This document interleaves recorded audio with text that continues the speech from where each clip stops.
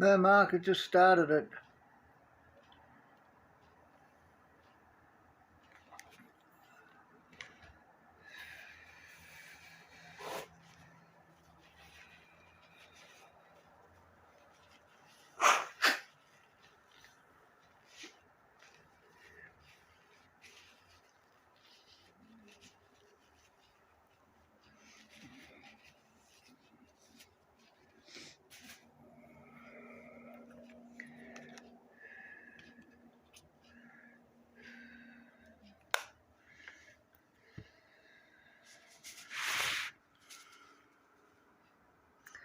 I'm just getting my shit together.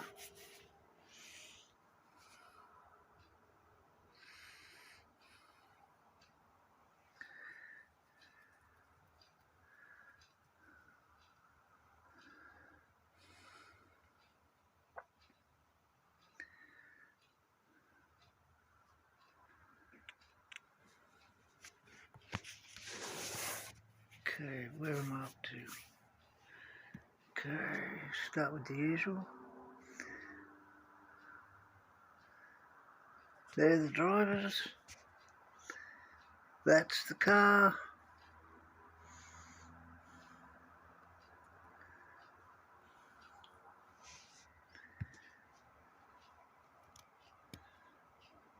Hey, Andy.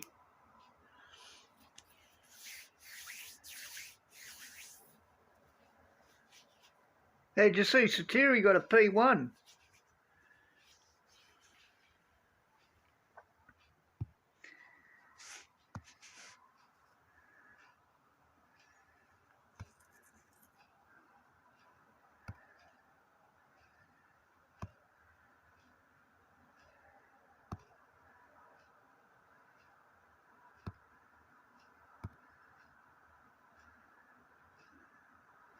Yeah, Satiri got P1 in contenders.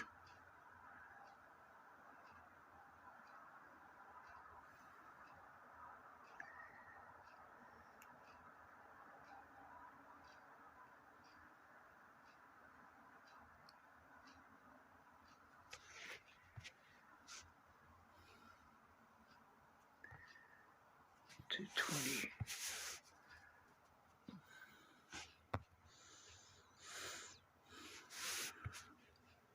Oh. What else was I going to do? There's something else I was going to do.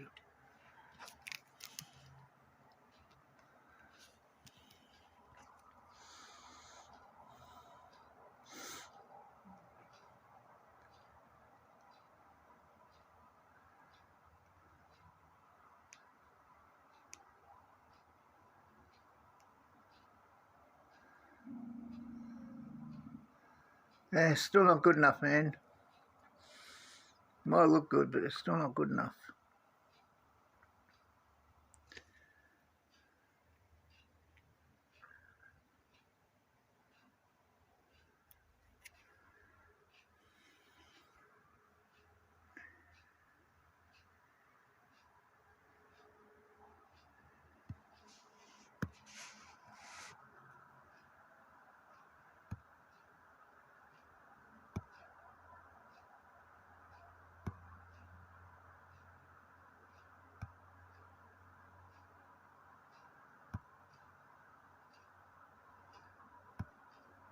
Got to get Ocon to level 6 and I'll be happy. He's just lacking that little bit. Okay, what time is it? 5:30 in the morning.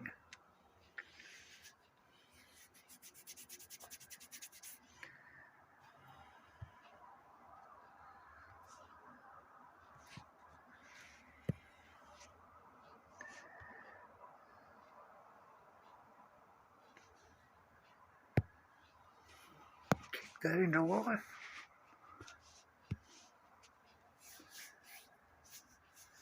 No, I'll leave that towards the end.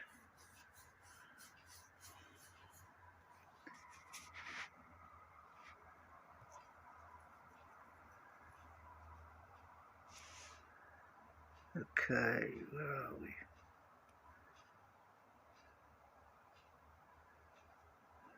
Got everything set up. If this dies, I'll restart it. I found out what the problem is. I found out why it cuts out. It's a problem between Australia and Prism server.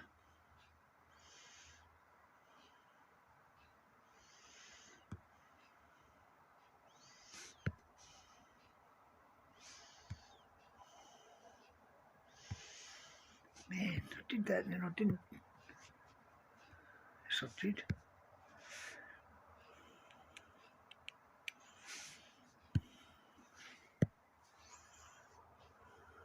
No, I didn't. Or did I? Yes, I did. There we go. Now it started.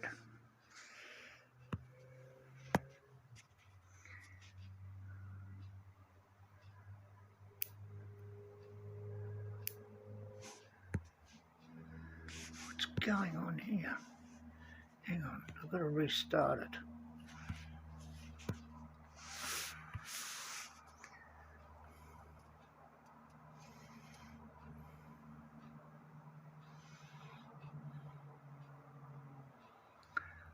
I think if you build up to a GP by staying low and taking a low F for a few weeks, I could help play a big part in making them winnable.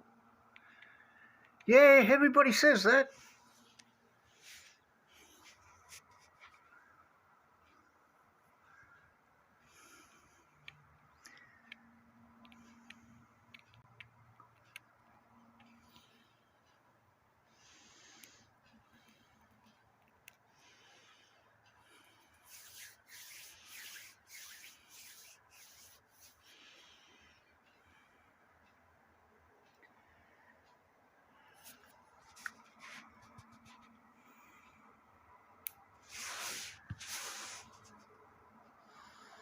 Right, got the coin timer going.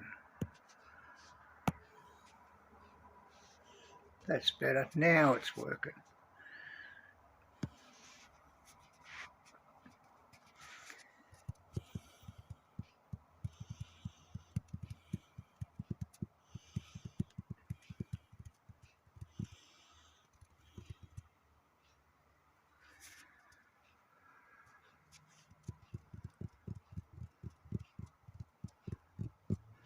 The only problem I have with that theory, Andy, is I know a guy's got 5 P1s in a row. So explain that.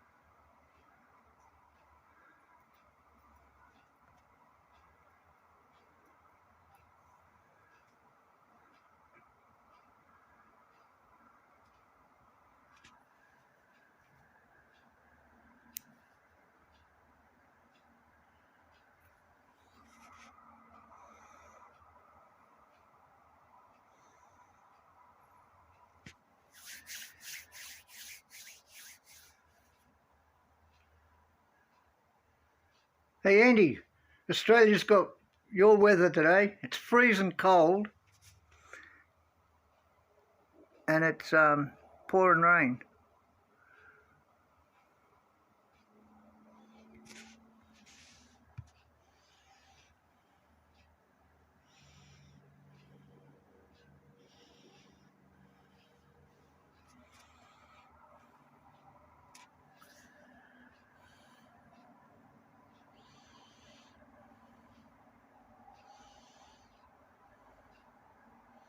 What did they do to Behrman? Where did Behrman's speed come from?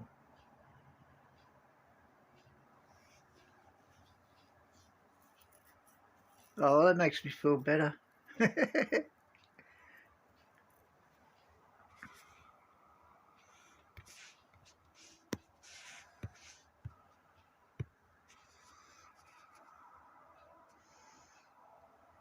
Man, 3 laps comes around quick these days.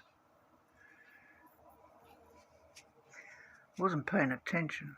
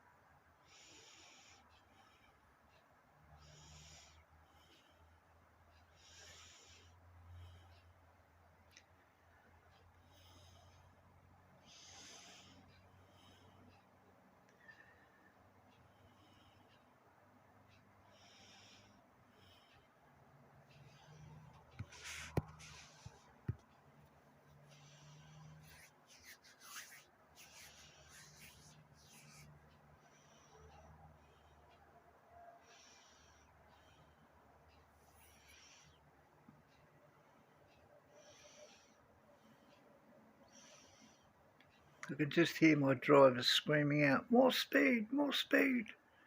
I need more speed. I got no grip and I need more speed."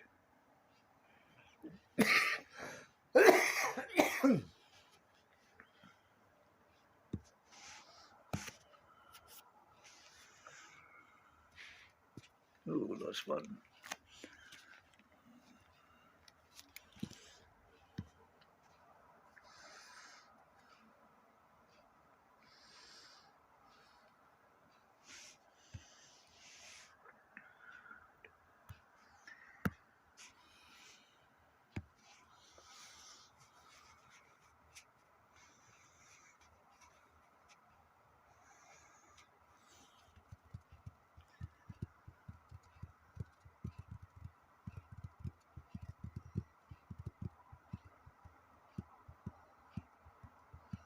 Aussie F1 fans.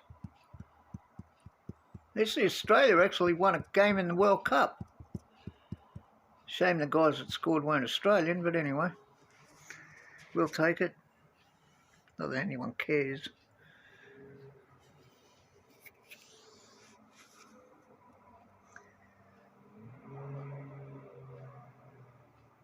We've got about as much chance of winning the World Cup as we have of Jack Brabham coming back to life.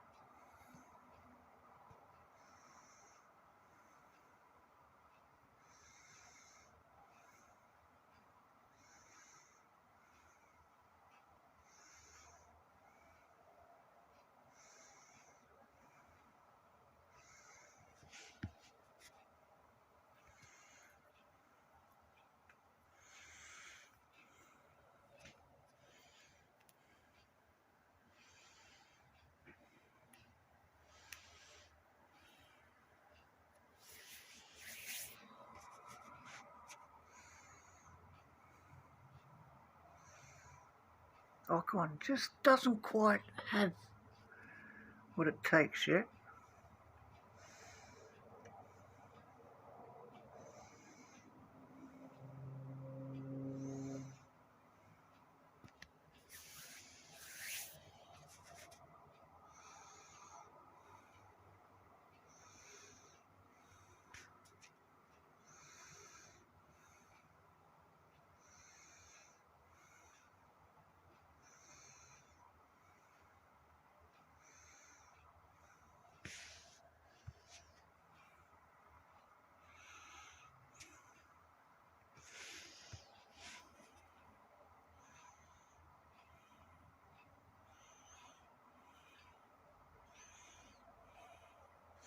Man, Australia couldn't win a World Cup if they put us straight in the final with a 5-goal lead.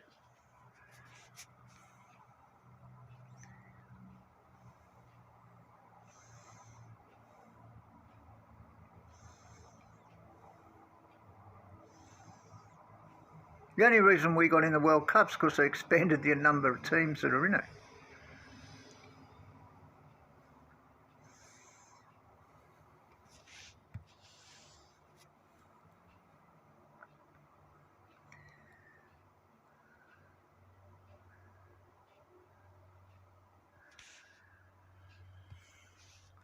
But the amount of money Australia has spent on this World Cup,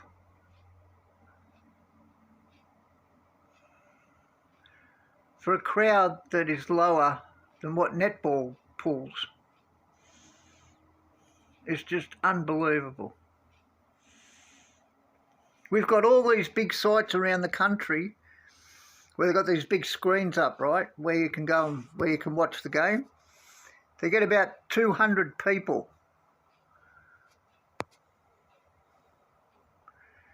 And it costs them about 100 grand to set the sites up. It's just ridiculous.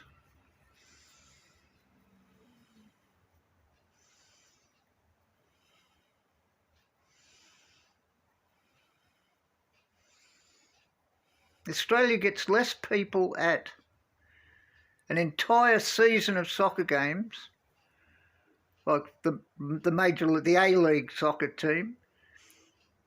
We get less spectators at the entire season than we do at one AFL game.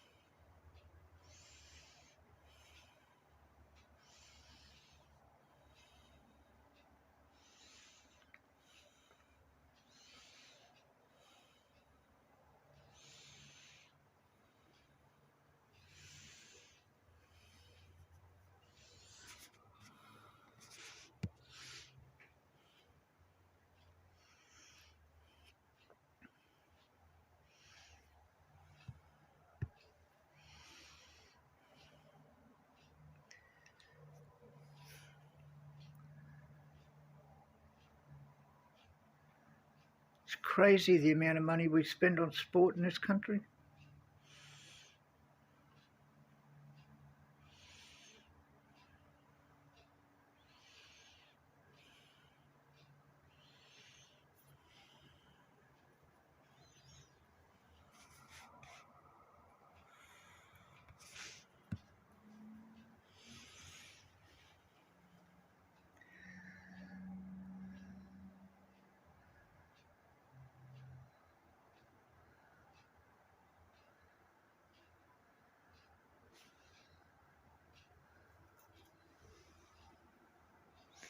Hey, FA.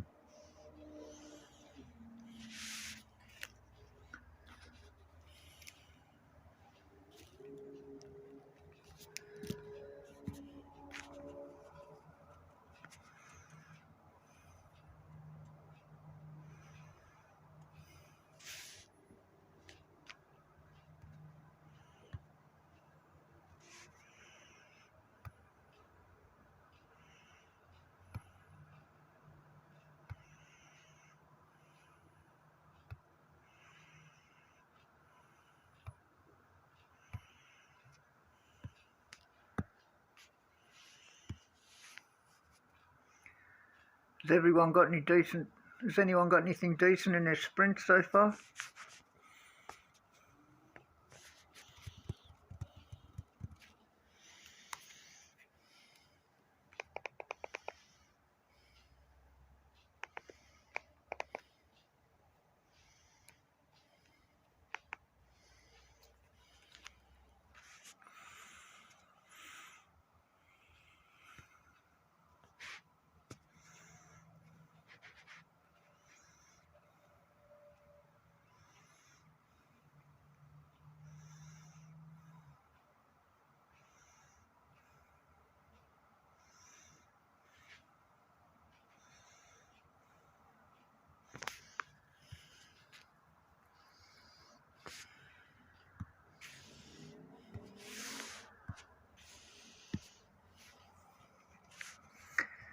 Wet Monaco.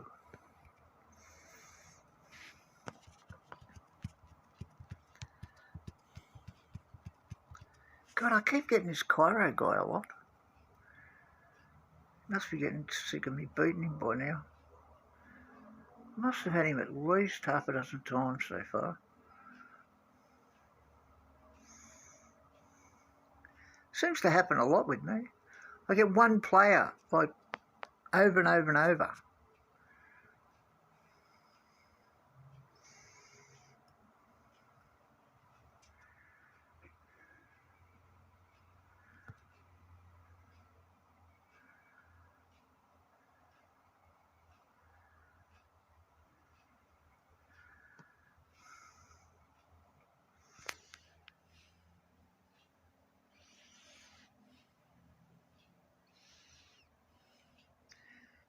Oh, safety car, that sucked.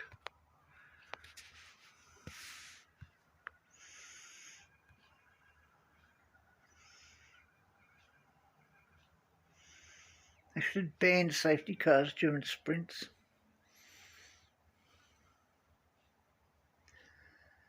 It's going to wipe out 2 laps of overtake.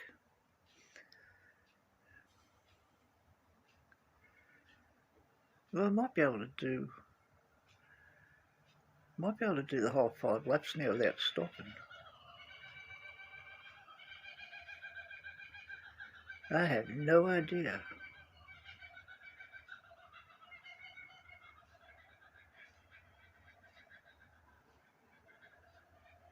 Maybe.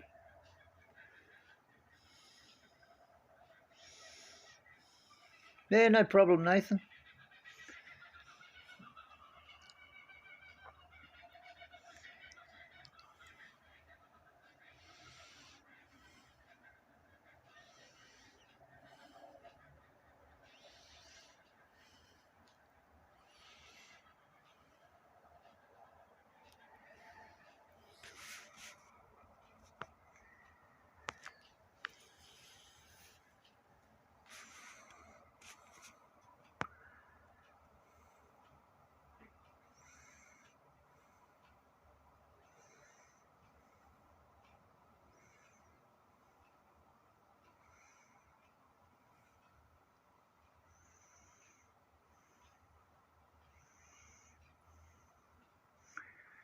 Ooh, just going to make it, but I can't push it.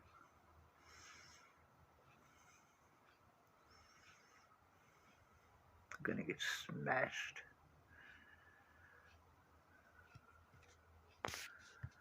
Better try at least one.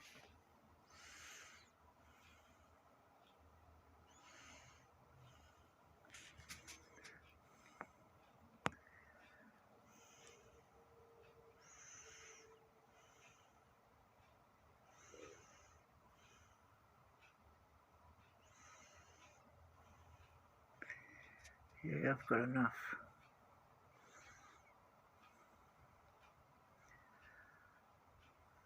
So you got to hedge over an elbow.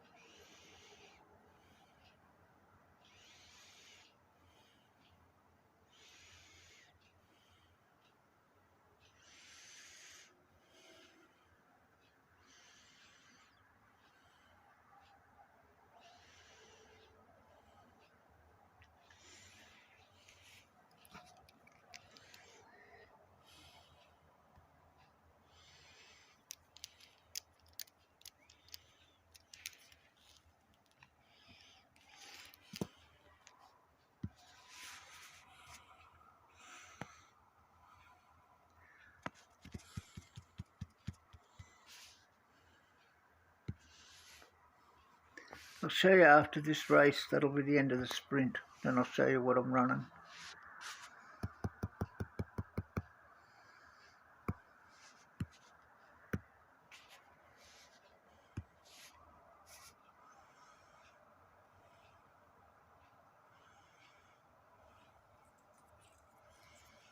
Has everyone checked out their name on the leaderboard for the Nations Trophy?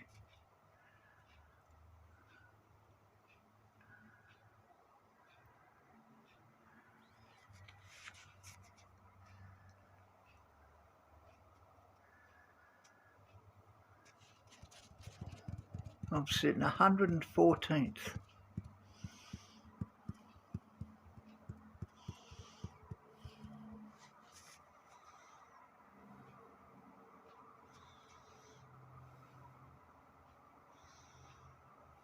Where are we, Shanghai?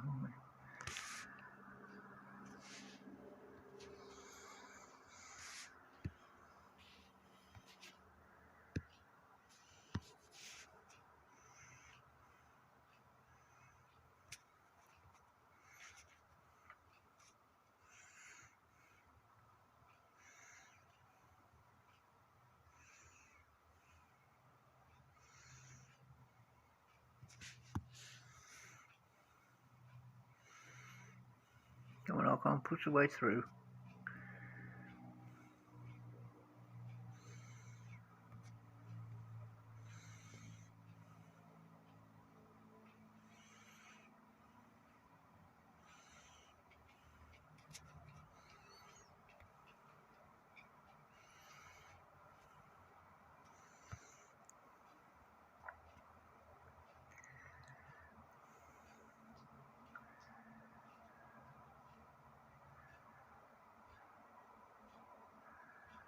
Is this a real player?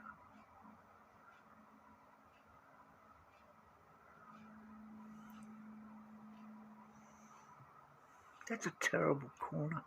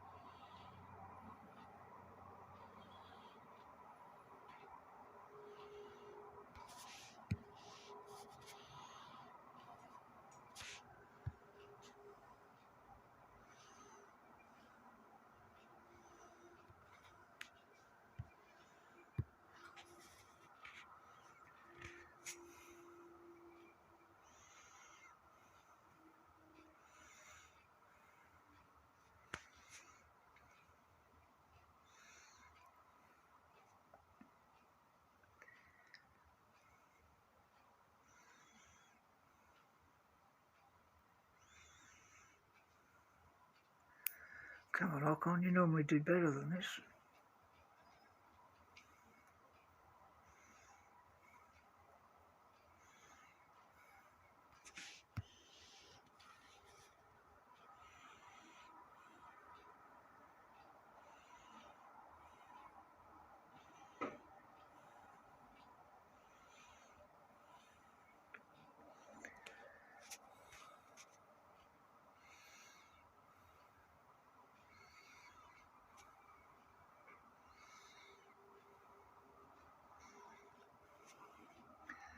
What do you think about Borderlands Series 10, his alternative for Perez or Ocon?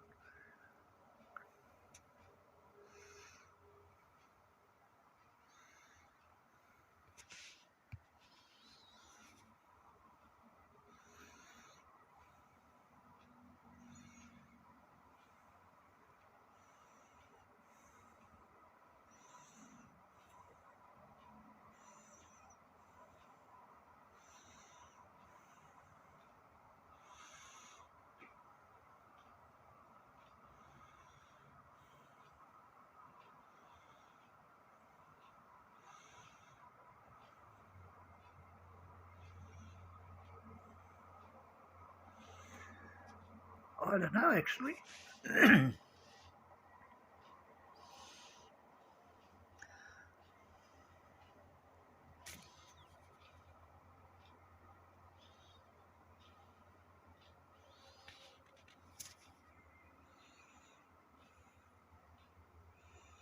Ocon's supposed to have a really good race start, but sometimes it just doesn't show it.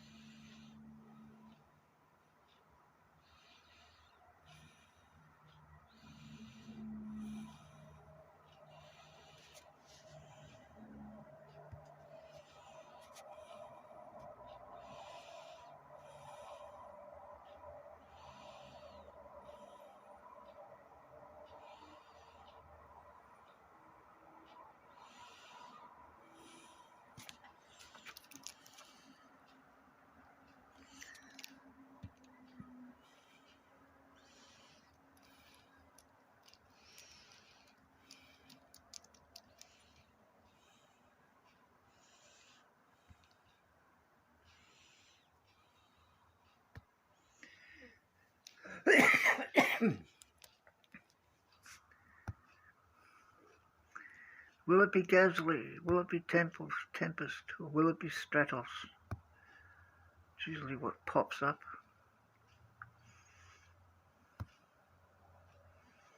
Yeah, Perez. It's a miracle. Why can't it be Ocon?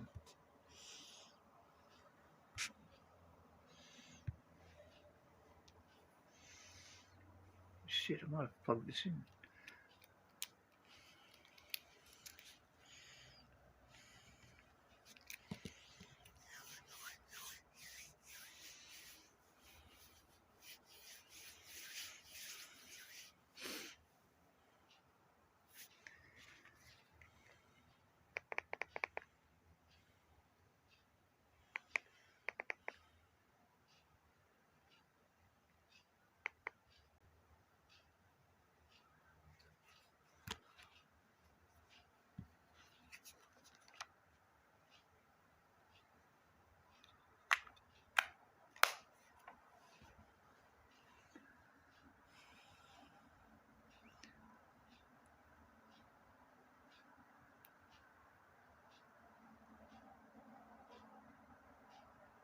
It's an appropriate picture, isn't it? Isn't that the podium from Spain?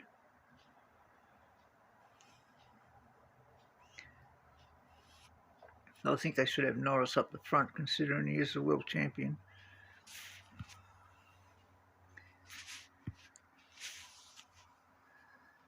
Okay. Go to the cars first. Car. That's the car.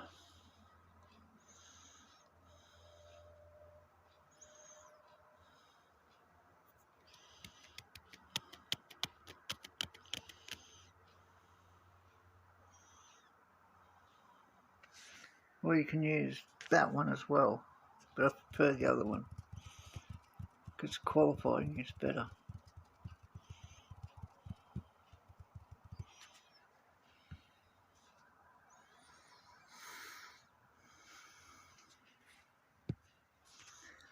That's the drivers.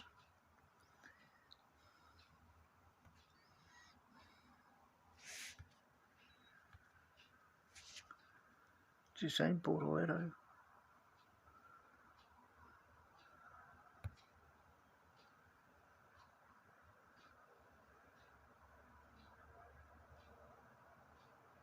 What's 118?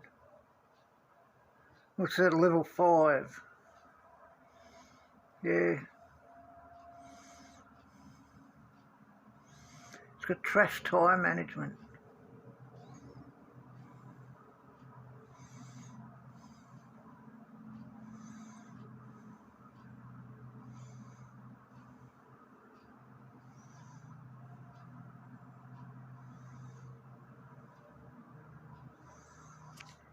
What is it? 3 or 4? 4.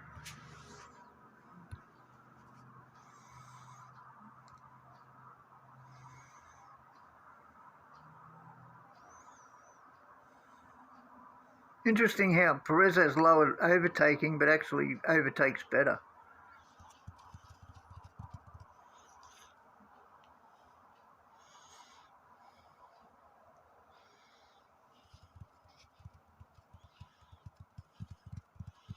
It's the tyre management. That's the problem with Bortoleto. How much is the upgrade? 390. That's not much. Not as much as some of them.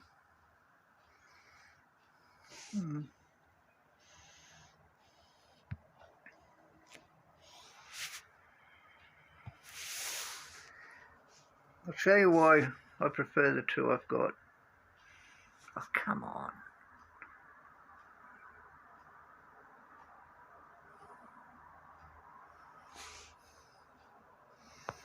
I've got 224 wins in a row.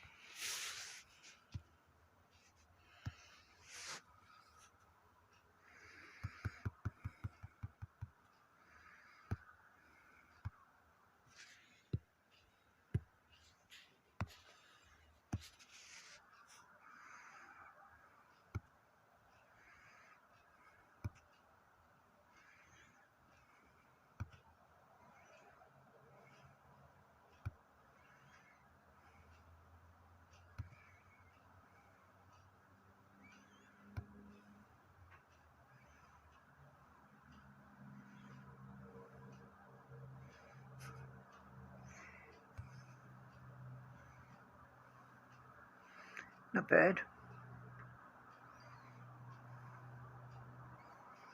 Not bad.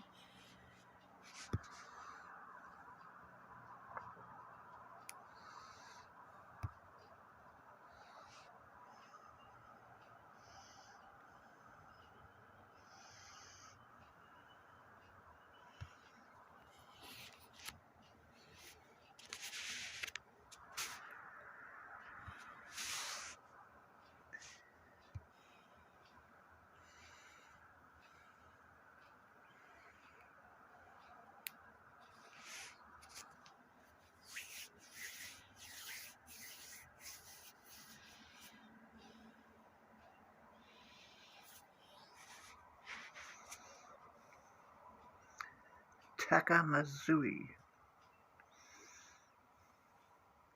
Oh, I'm going to dry one.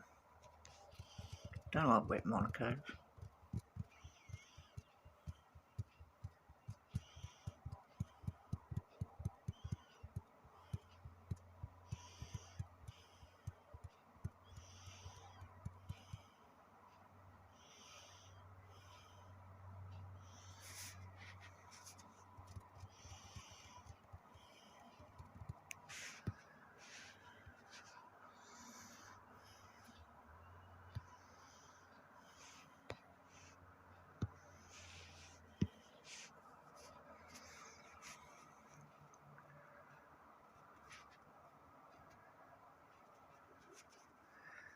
So tell me, everybody, what do you think is the worst thing in this game? Tell me something about this game that you really don't like.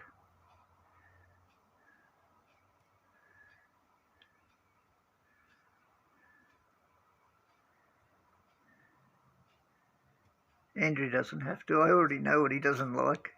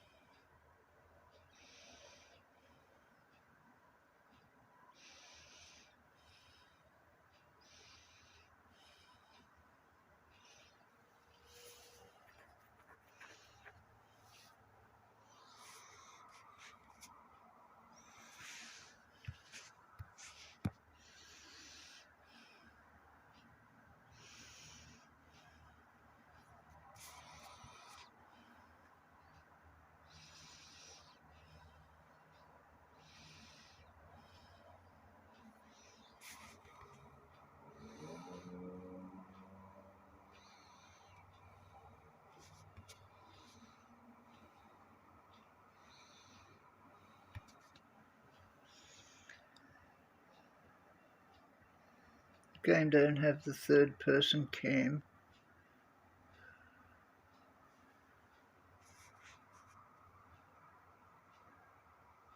Shit, wasn't looking.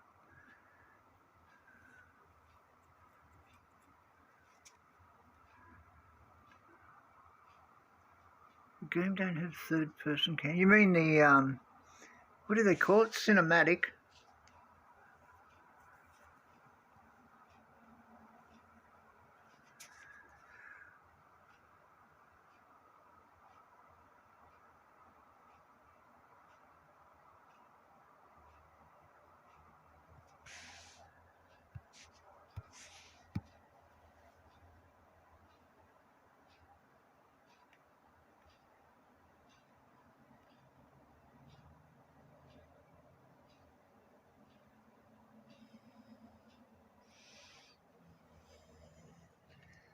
Matchmaker 2, but in the last year the special drivers. And they removed that last year's liveries. Yeah, that excuse about the liveries, that was a load of crap. Man, that was a load of shit. Like, I've heard the official content creator say, oh, it's because they didn't have the licence. That's a load of bullshit.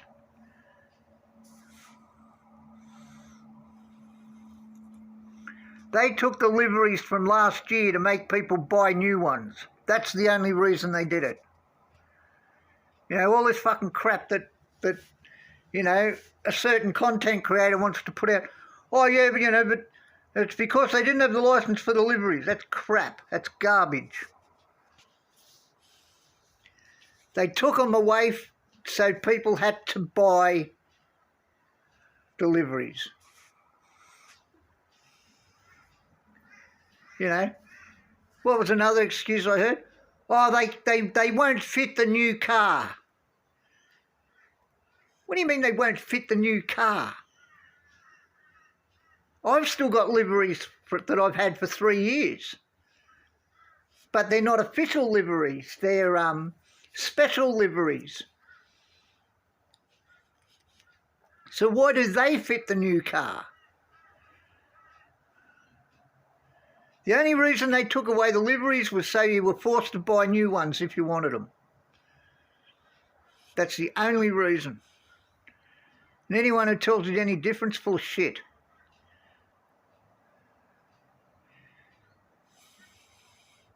If something went wrong, yeah, Hutch just heard what I said.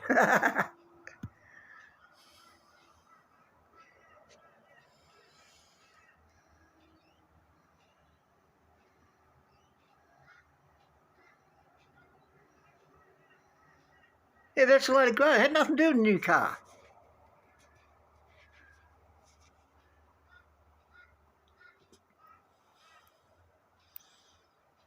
Personally, I hate liveries being in the pit pass.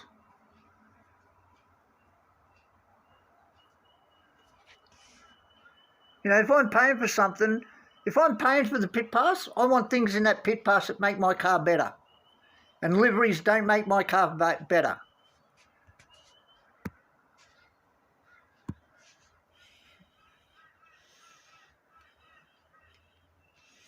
So as far as I'm concerned, if you want the liveries, you go and pay for them. But don't take them off and use some bullshit excuse.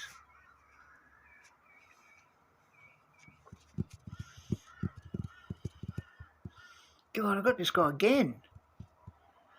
Cairo.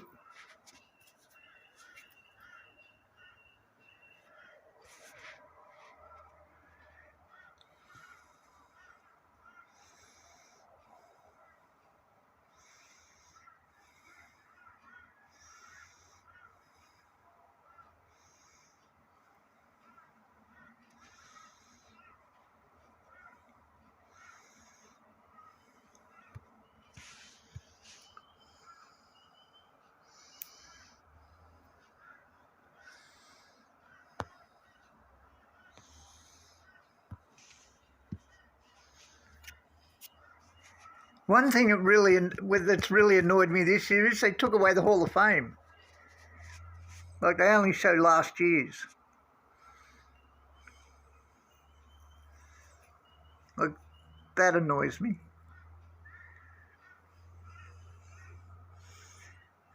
Well, if you're paying the fucking pit pass, take all liveries for 3-4 years. It was because the new car. Yeah.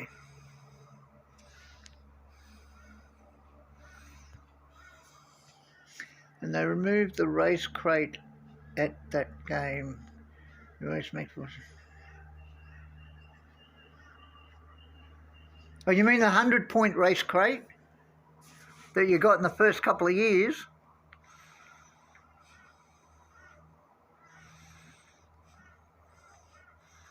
Yeah, that's always annoyed a lot of people.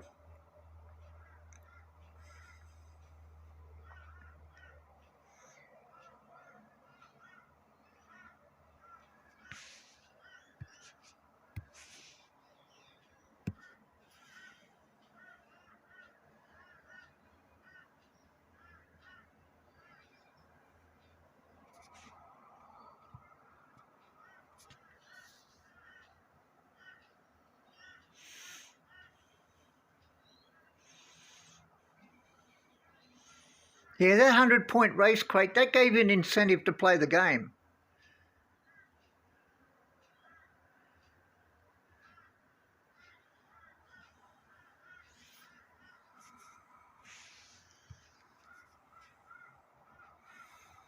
You know, that was one way of upgrading your car that wasn't costing you anything, except time.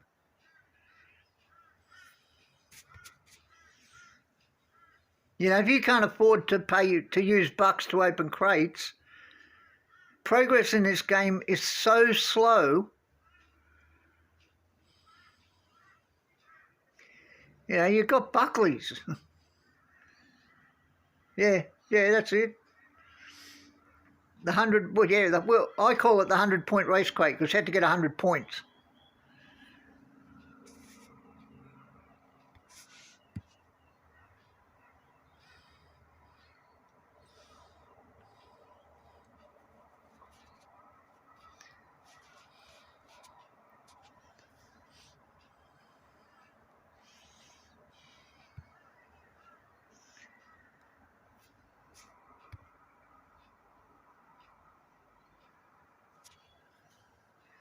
But that gave you an incentive to play because you could upgrade your car as fast as you could play. You could upgrade your car. You weren't sitting around for hours waiting for crates to open. You know, and then what do? They bring in 3 of each driver.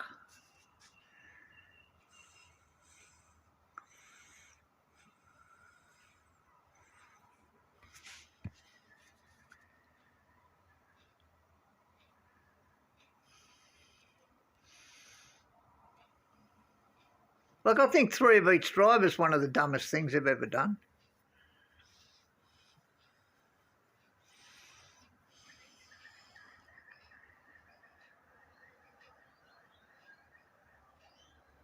Everyone literally at 2019 runs at Series 1 for it.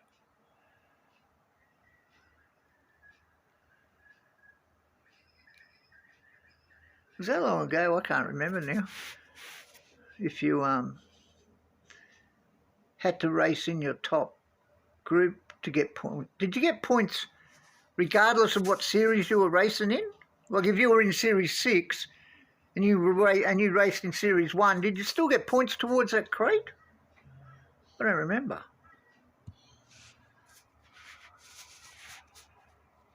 But that was back in the days when the game was simple to play. You know, you didn't have track stats and 60 friggin' drivers and, you know, 3 different tyres. It was back in the good old days when all you had was soft and hard. That was it. The decision was so simple.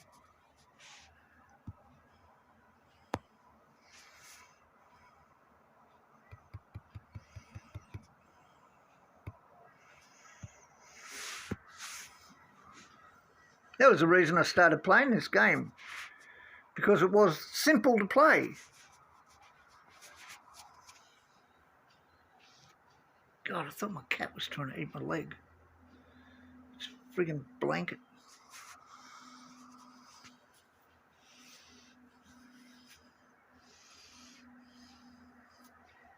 I'm missing anything?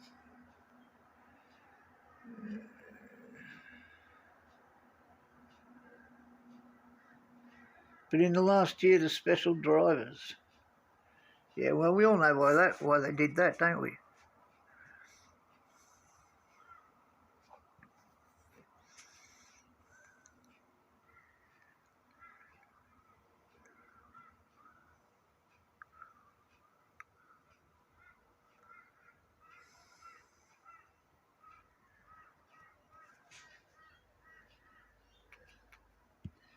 Come on. I got to admit, I love the Podium Stars drivers.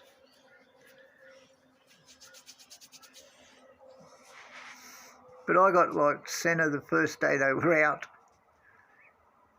I got Senna and Lauda within the first 3 days, I think, and it was just so simple to play from then on.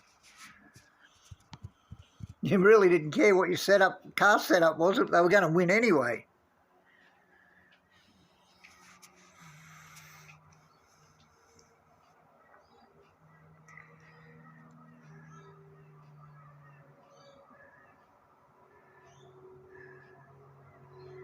I can see them bringing them back in, but I can't see them bringing them in before at least February. Sorry, at least January.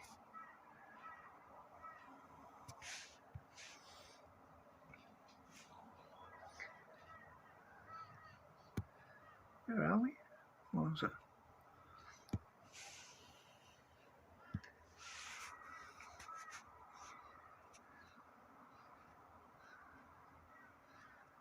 If they're going to bring them in, I'd like to see them bring them in around September, October.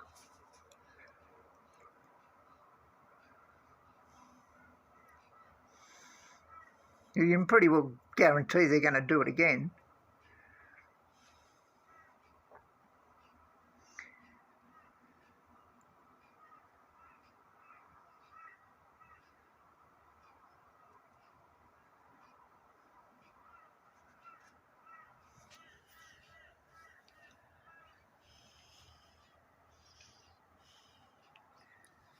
Yeah, that one I agree with. Yep, three variations of the same driver. Stupid.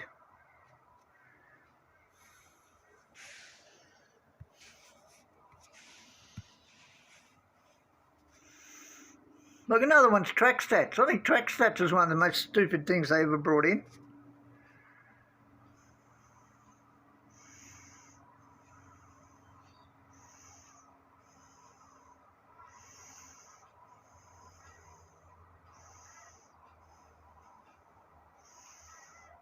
You know, you had none of this track rotation garbage.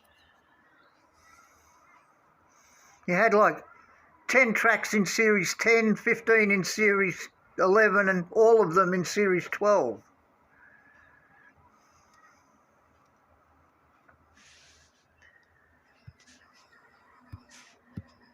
You know, you have to make a compromise setup for the series, for the rotation, but all the bots have setups specifically for the track you're on.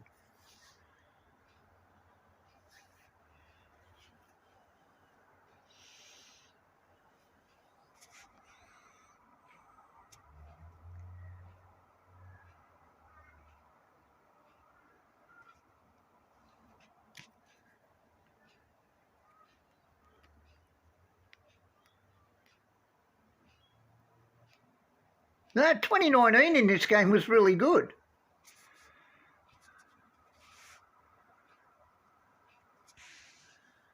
This was a good game for the first 3-4 years. Until they brought in 3 of every driver and track stats.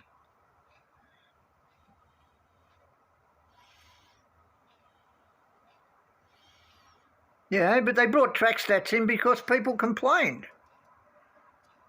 You know, people complain, we've got all these parts that we have to upgrade, but we never use them. So that's like, okay, Use them. Here you go. This will make you use them.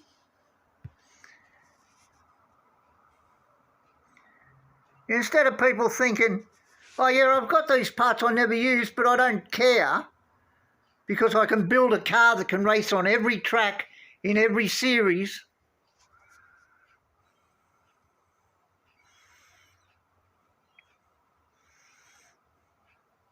And I don't have to sit there and psychoanalyse every single track and build different setups and choose different drivers and all that garbage.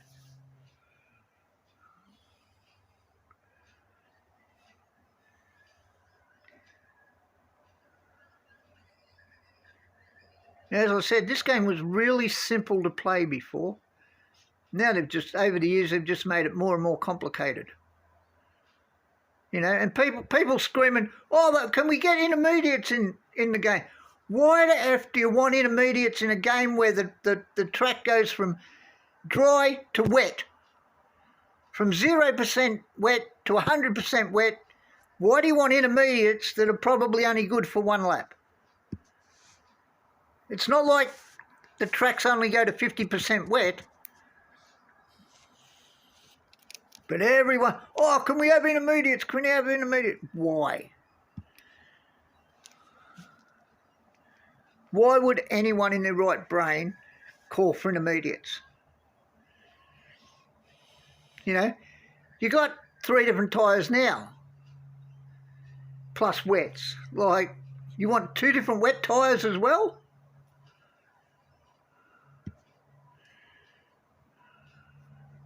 That are probably only good for maybe 1 lap?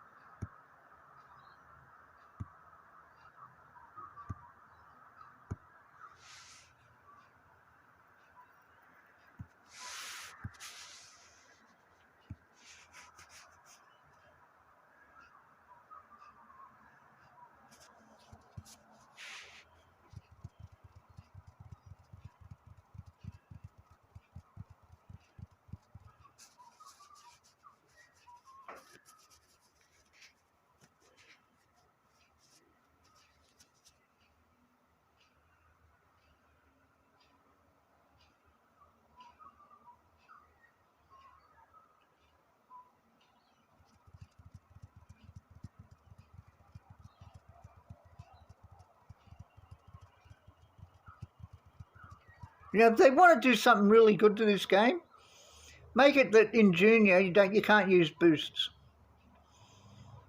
Boosts aren't allowed in Junior GPs.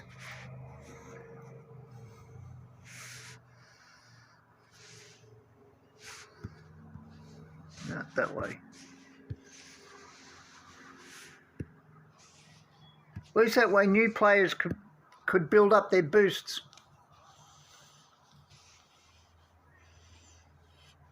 We could even argue the point that you can't use boosts in the first 3 series.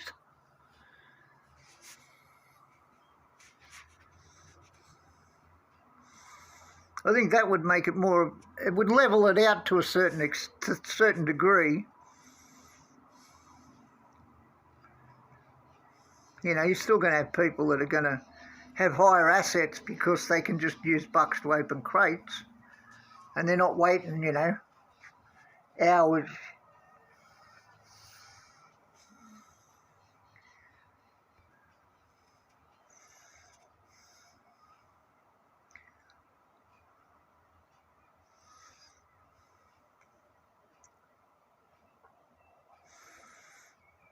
Now I'm surprised they get new players.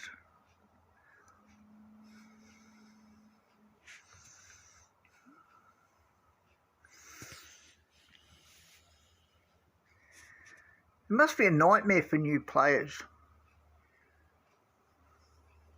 You know, you've got everything you've got to learn about the game, and you've got no boosts.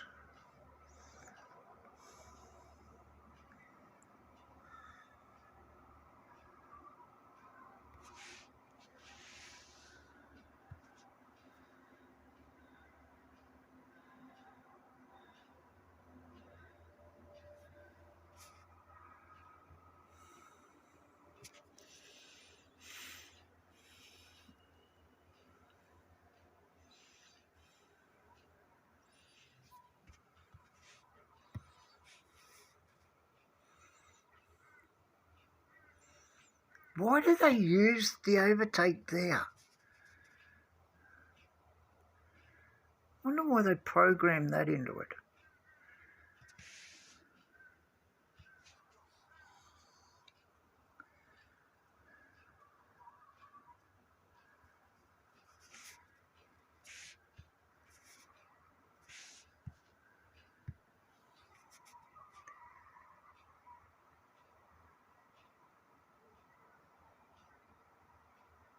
Oh, I beat the Mercedes out. Geez, that's a miracle.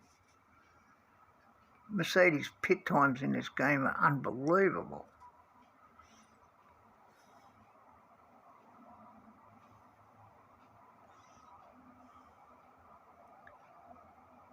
In 2019, everyone's drivers has been usable.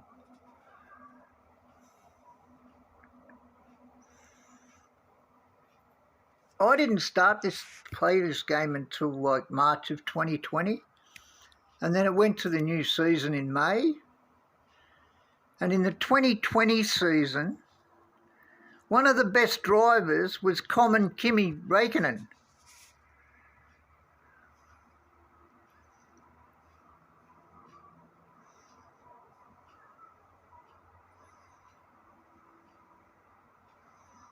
Nowadays, commons are useless.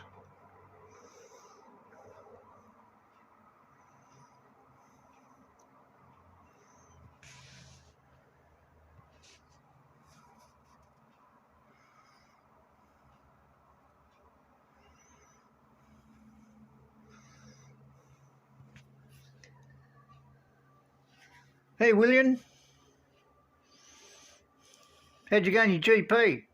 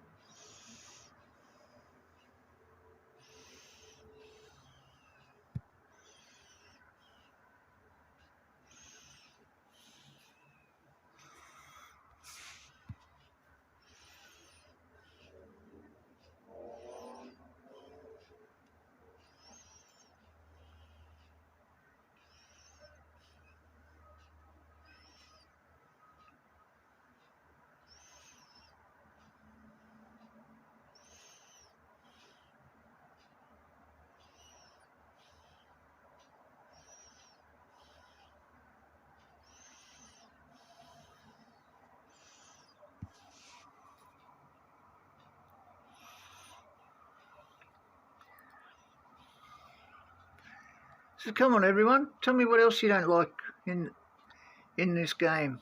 Well, tell me what you do like in this game.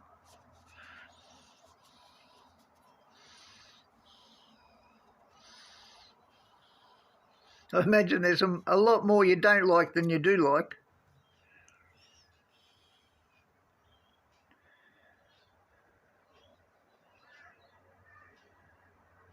Geez, what's that long enough? It'd hypnotise you.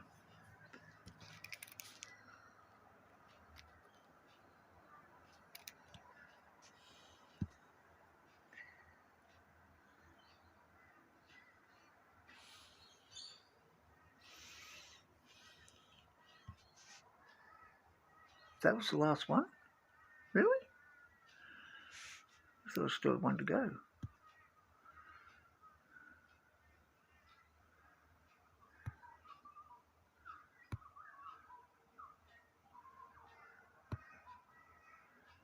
I've got to get Gasly eventually.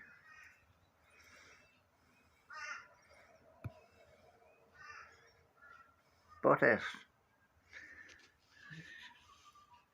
Just as bad, I suppose.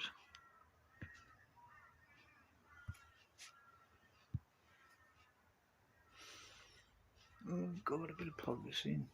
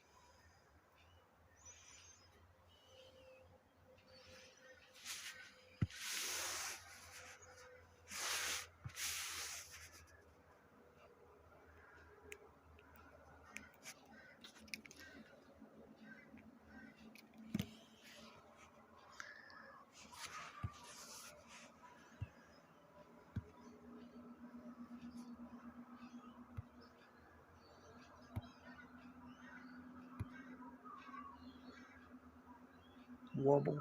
I'd like to know who comes up with the names for these parts. Like, the last thing I'd imagine you'd want is a rear wing that wobbles.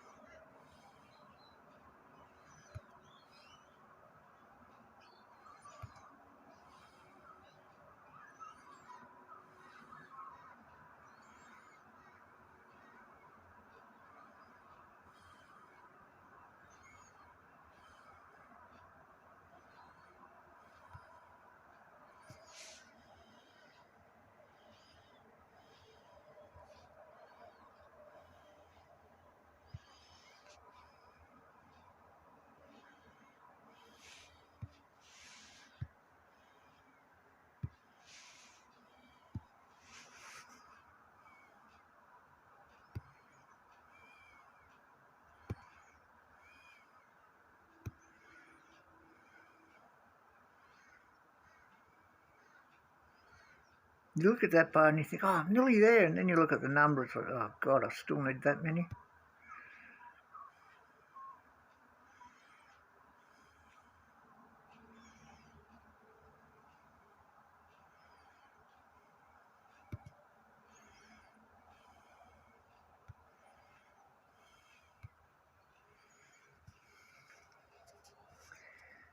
God, I've still got 2 hours to go.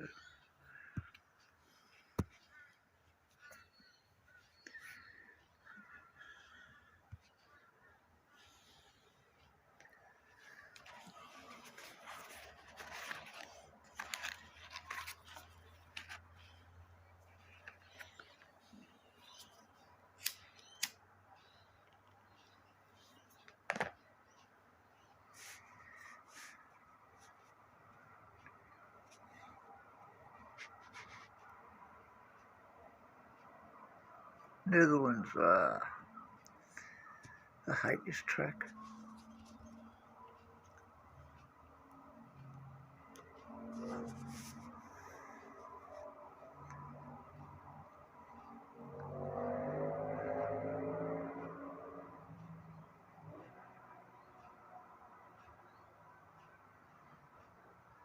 In the last rotation, I was in Series 10, and Zandvoort and Monaco was in that rotation as well.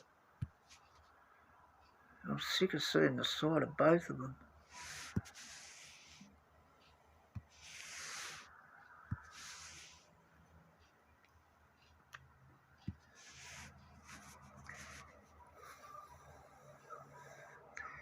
If they're in the Series 12 rotation, then I'm not going to Series 12.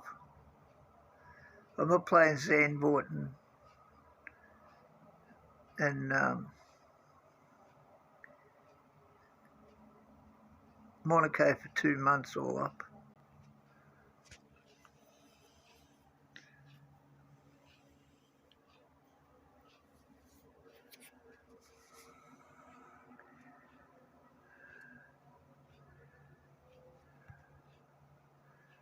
Why are the cars so slow in the wet?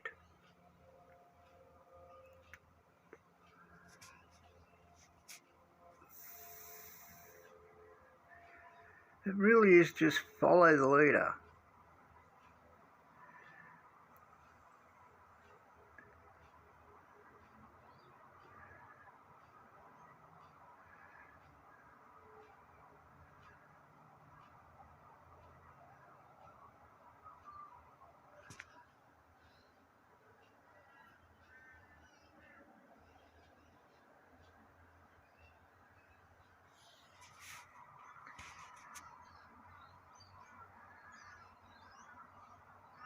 Cars are so slow in the rain.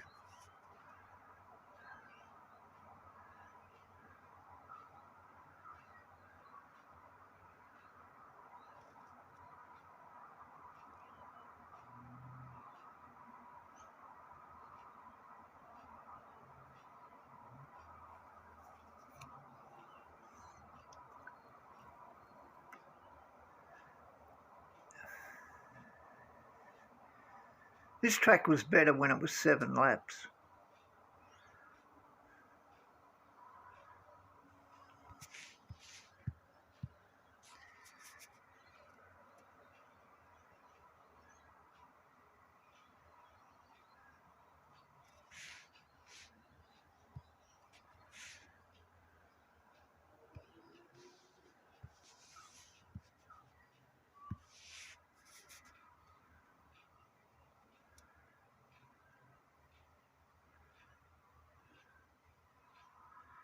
Oh, they might all go back to dries now. So if I go to wets, are we going to go to dries or are we going to stay on wets? Beautiful.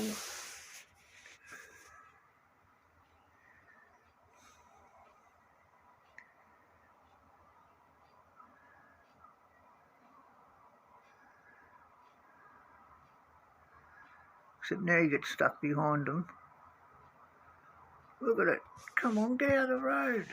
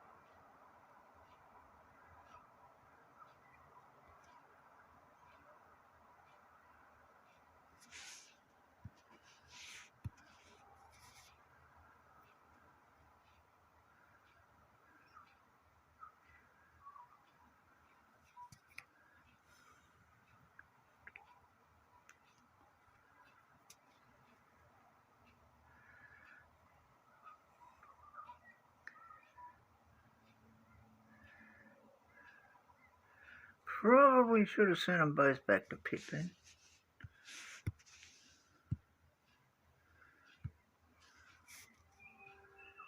Yeah, should have been.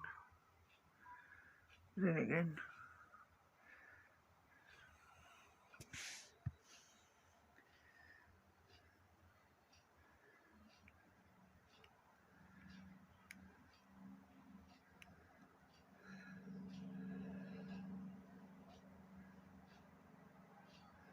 I might get out before 6th if I'm lucky. As long as I'm out before 8th.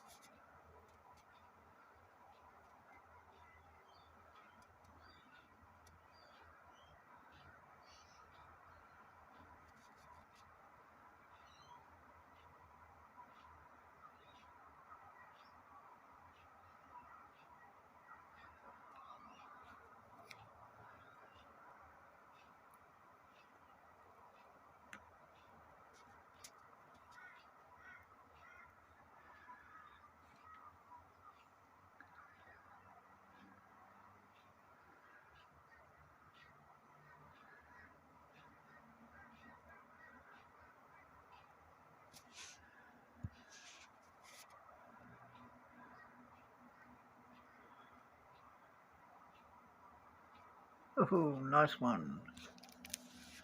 I knew that was due.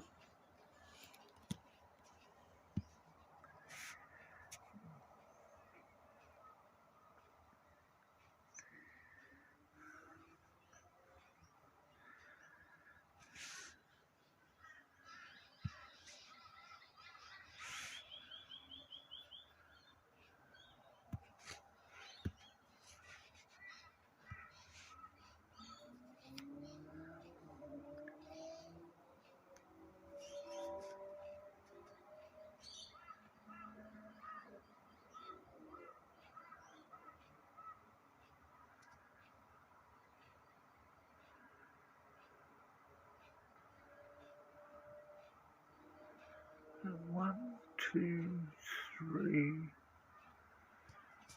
3.5. Go back to Zandvoort. Do really well in Zandvoort and you think, oh good, got past that one. And boom, you get another one.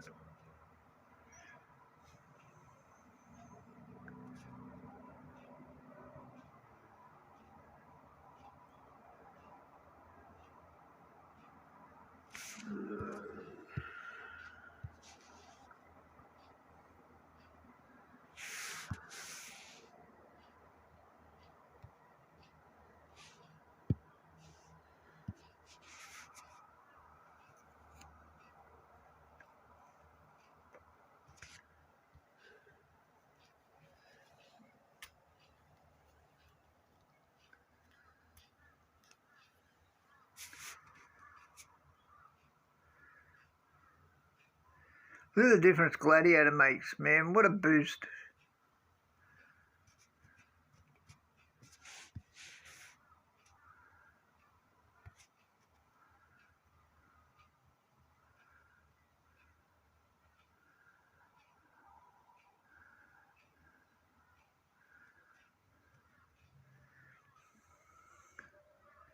They really got the name right with that boost.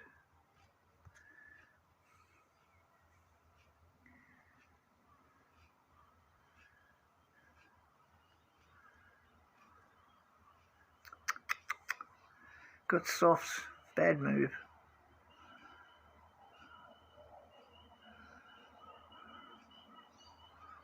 He's a good race star. Then you have to change tyres and you go to the back of the grid.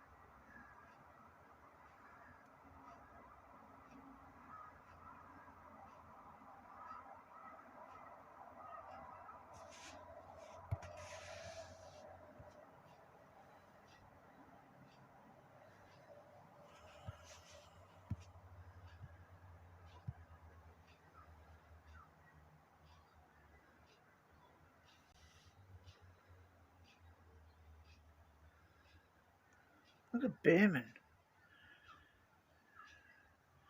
Thought I only had to worry about the Mercedes this year.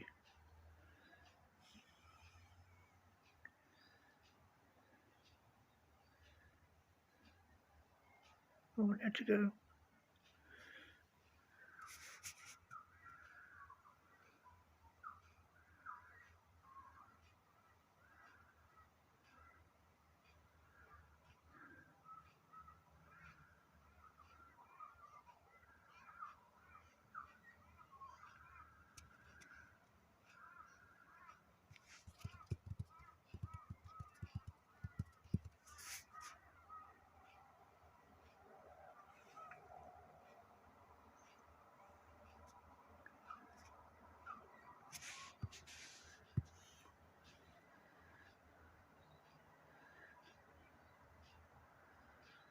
Line jumping.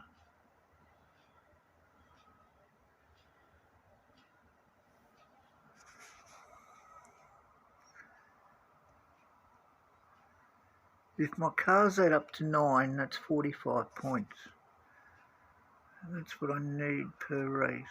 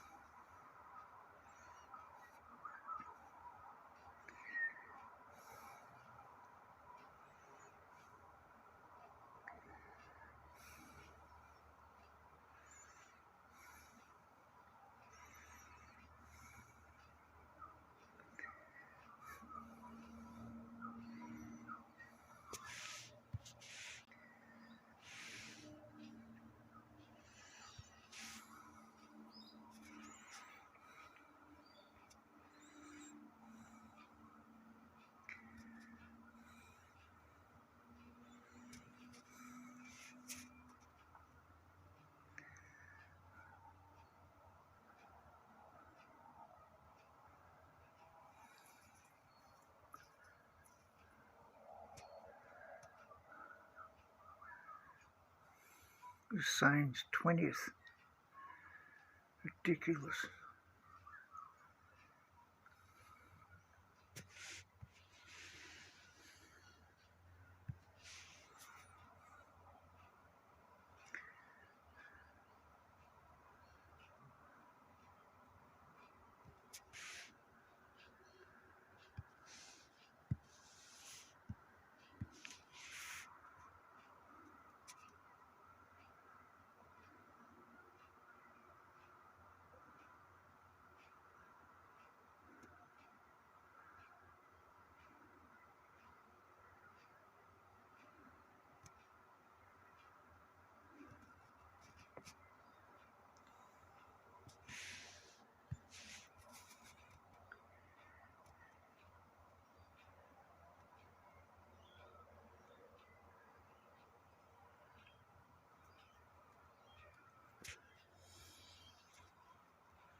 Oh, look at that.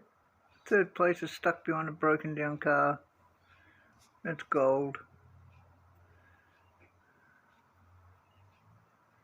Good to see it happen to someone else for a change.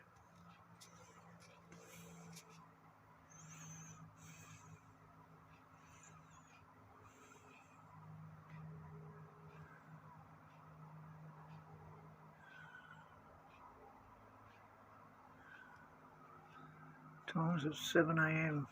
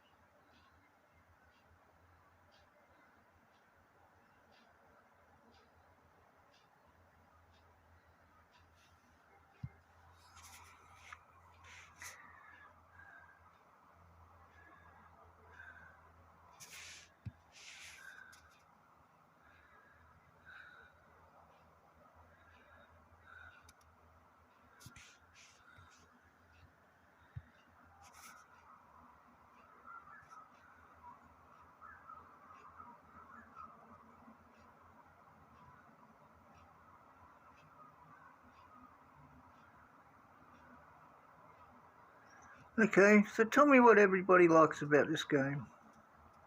Why do you play this game?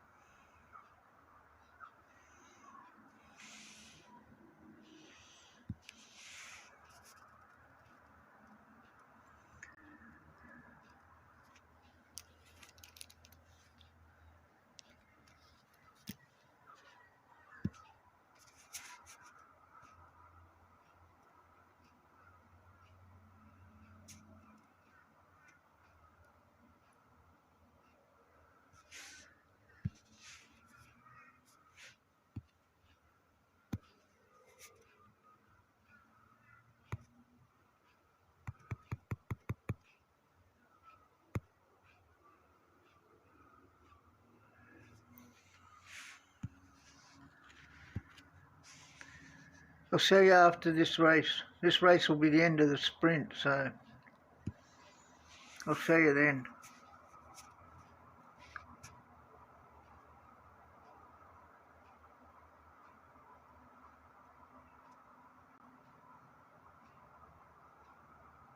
Who we got?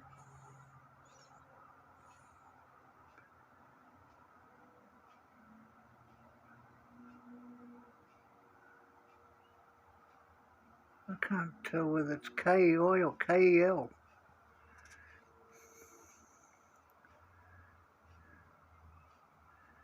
Can't tell if it's Koi or Kel. But yeah, I'll show you after this.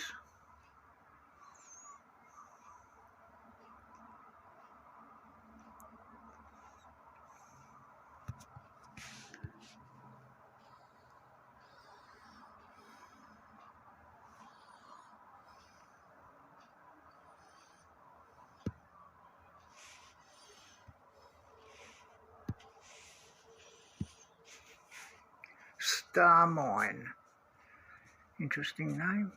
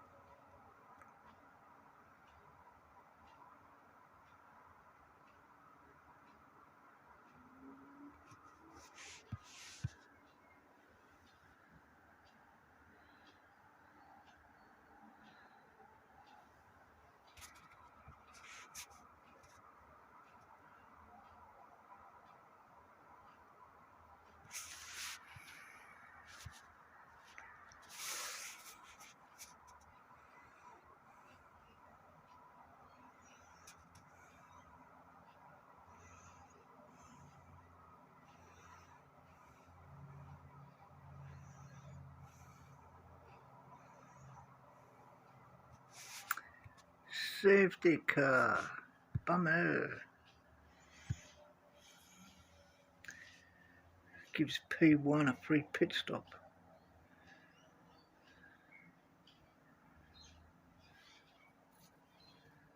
Oh, he didn't go in. Okay. There's hope for me yet. Provided they can catch up.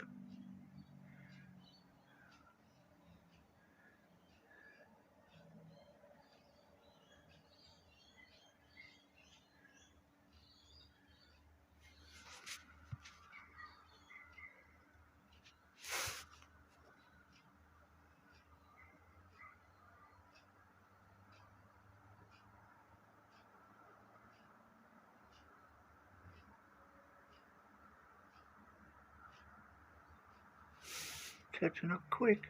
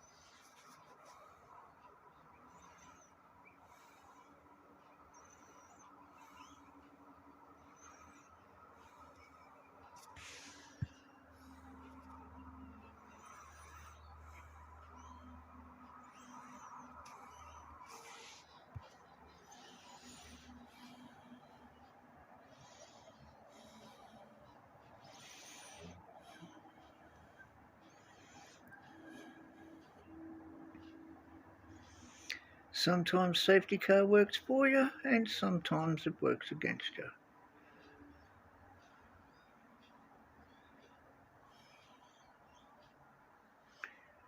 Sometimes you run up against dumb bots that don't pit when they should.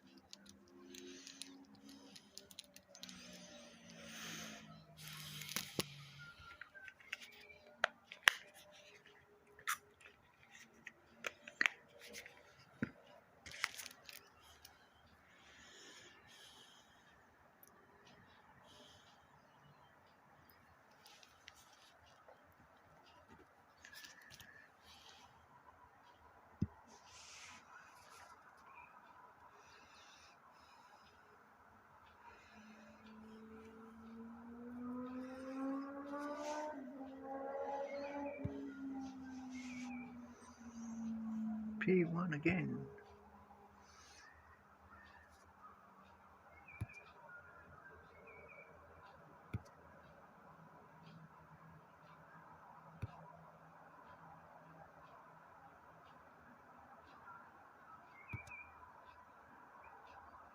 Bottas again. I suppose at least it's not Gasly.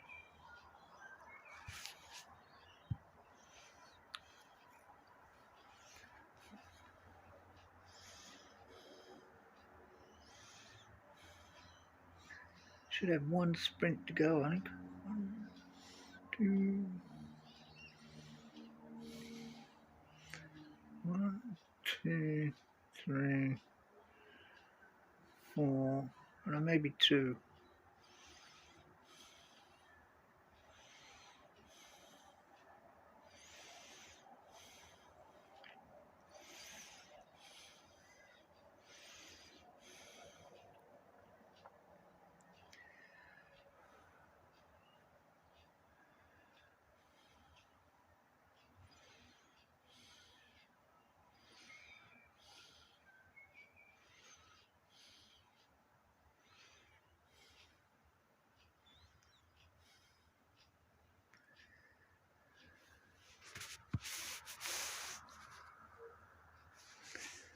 Okay.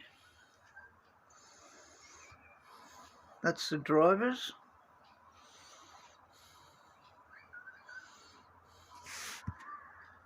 And they're both Series 10.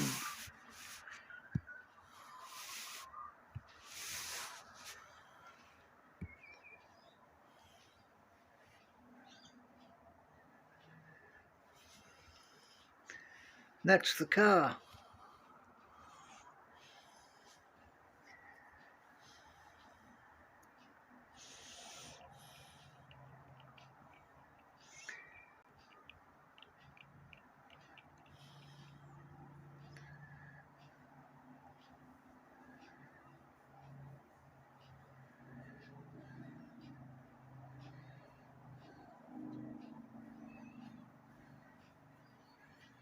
Well, I need 38 motion link.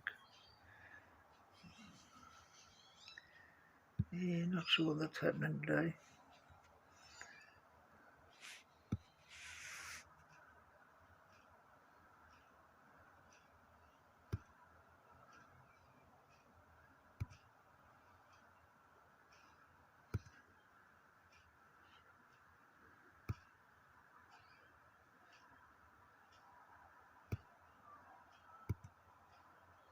We've got 1 hour and 18 minutes. So we'll get 3 sprints. Provided I don't run into Zandvoort 5 times in a row.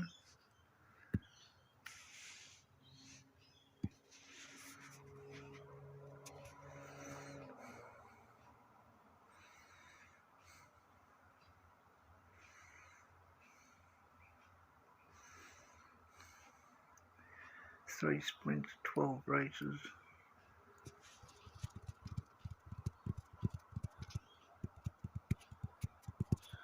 Speaking of which, I really loathe this track.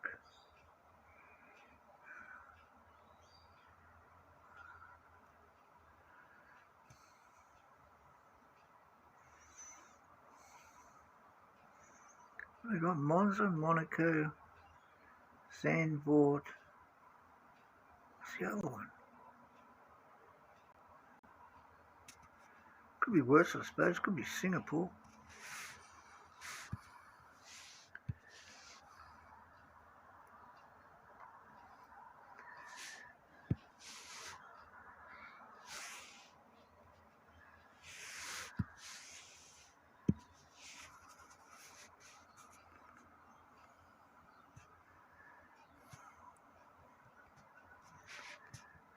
Oh, both on softs. He's dead.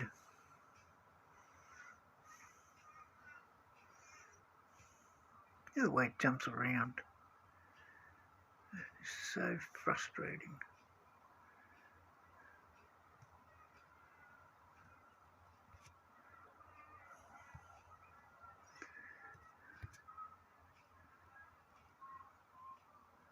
As you get in front, they just slow down.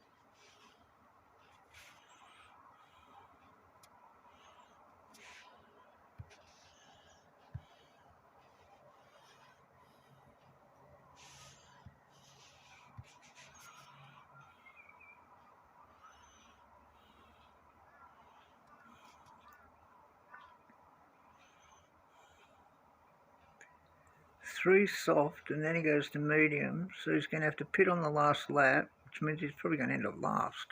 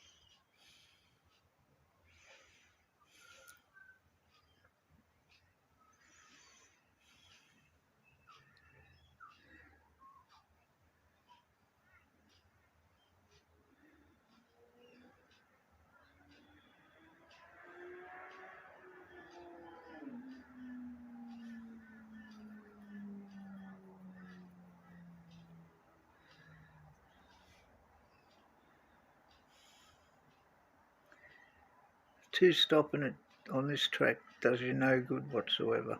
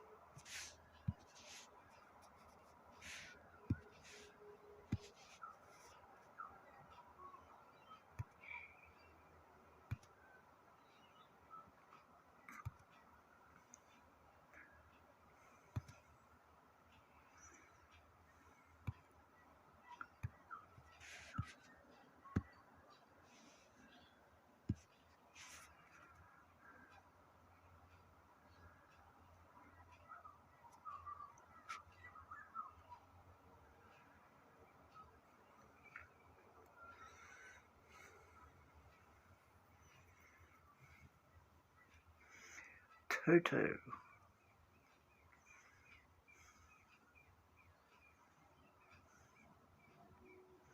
Monza.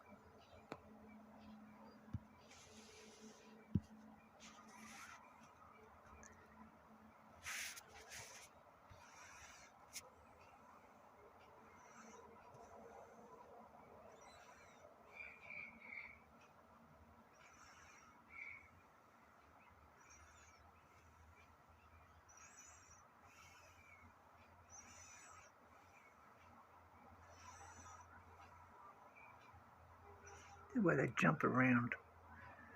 Man, it's so frustratingly annoying.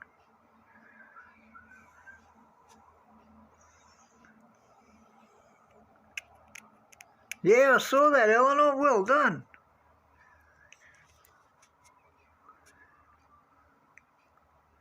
Saw Satiri got P1 in Contender as well. That was pretty good.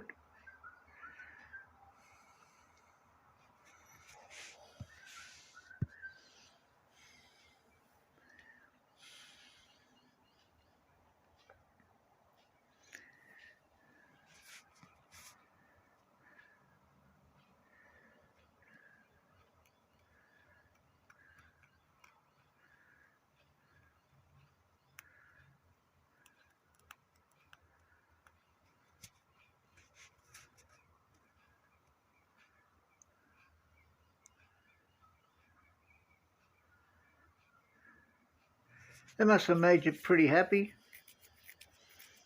Struggling with sprints though. Yeah, I'm not surprised.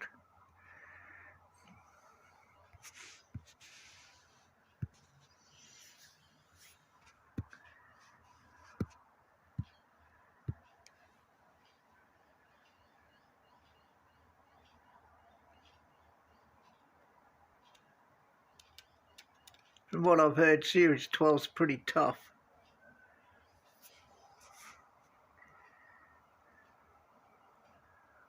I'm waiting to see what the new rotation is before I decide to go to Series 12. Reality is my setup's just not quite good enough for Series 12 yet.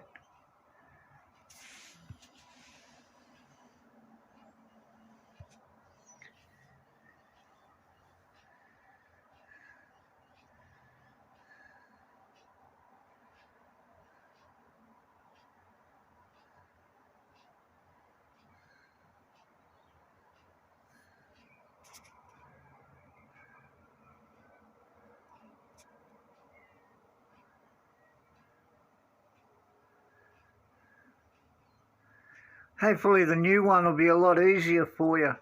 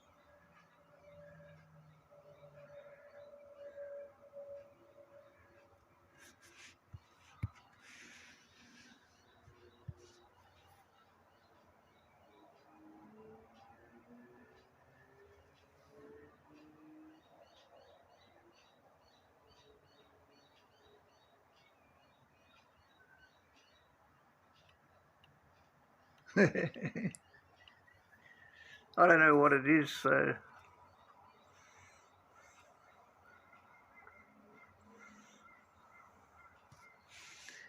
find out on Wednesday, I suppose.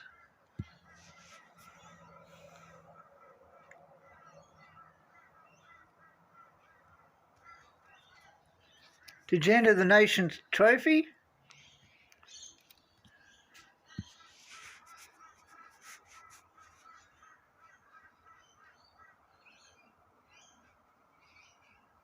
Oh, that's painful.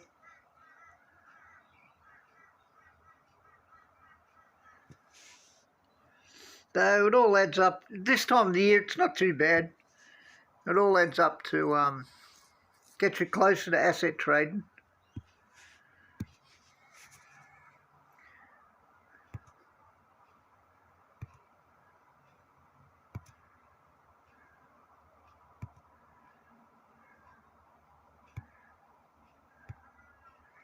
Last year I won.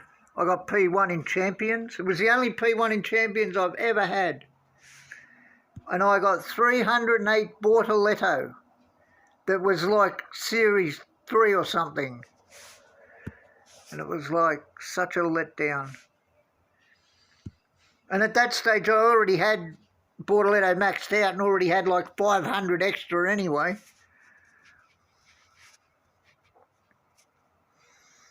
It was like, yeah, all that for that. But at least I got a P1 in Champions. My one and only.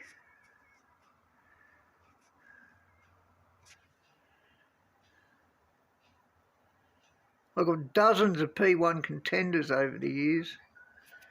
But that's the only P1 champion I've ever had. And I got that. It was like, that's not fair.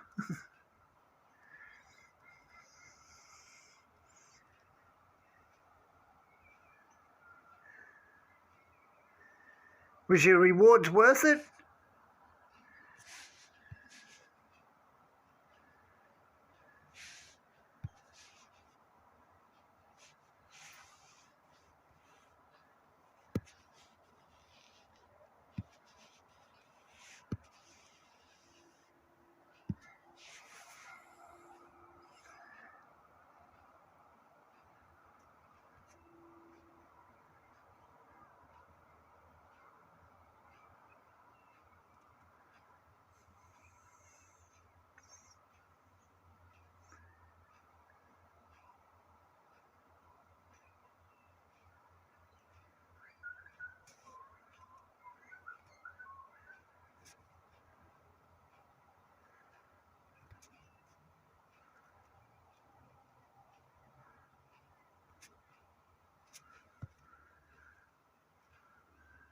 Bloody hell, how do you get to P1?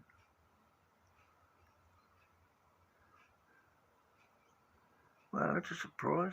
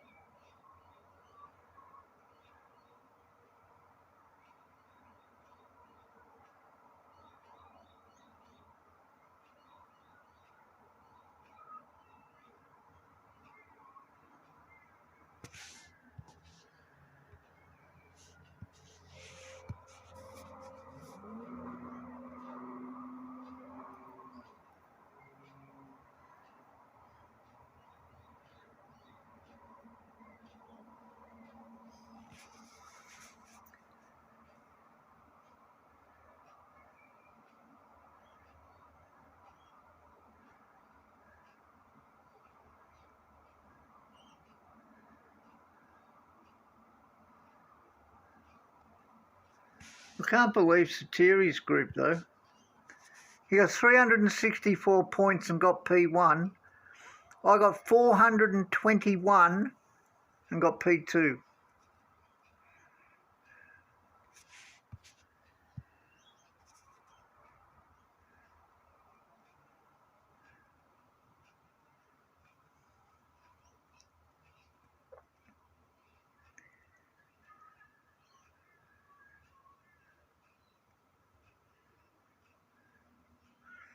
What level are you doing this week?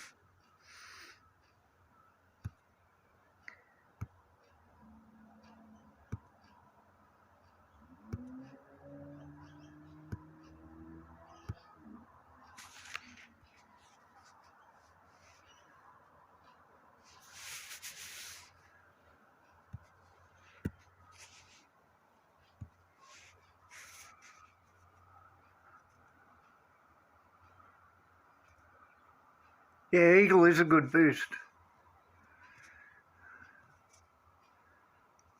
Not sure I'd be giving that up.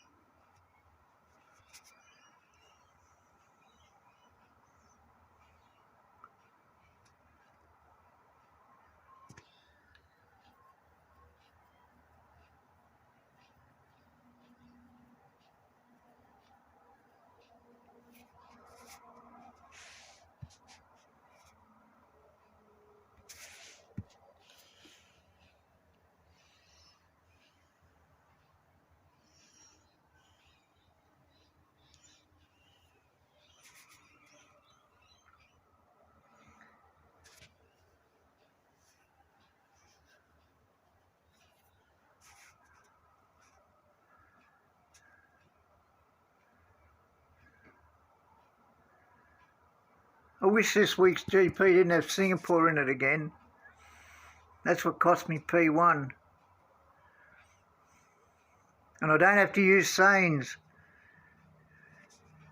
Well, he was really good in 7 of the 8 races, but at Singapore, he was trash.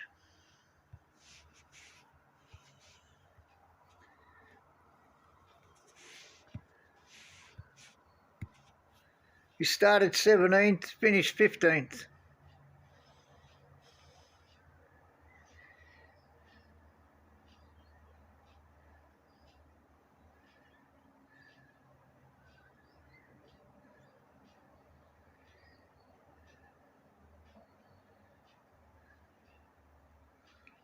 At least this week I've got a few more drivers to choose from.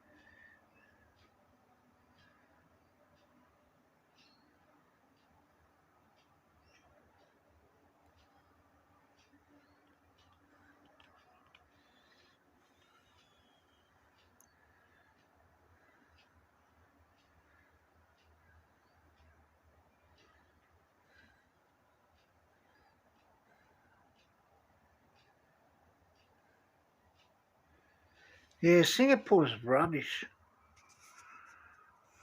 I only did good. I got a good score in the opening round, but that was only because I got a safety car. And I'm assuming the guy that beat me, he got a safety car as well in both rounds.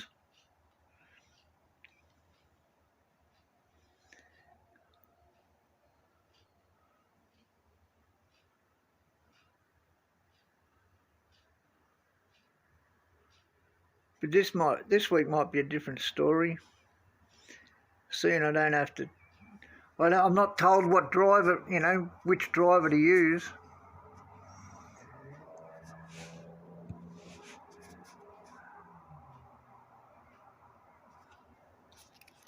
Russell's looking very handy this week.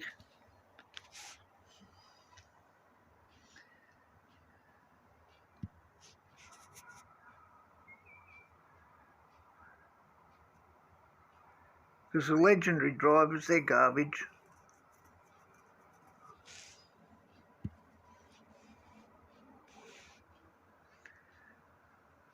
Oh, 1 point. Oh, man.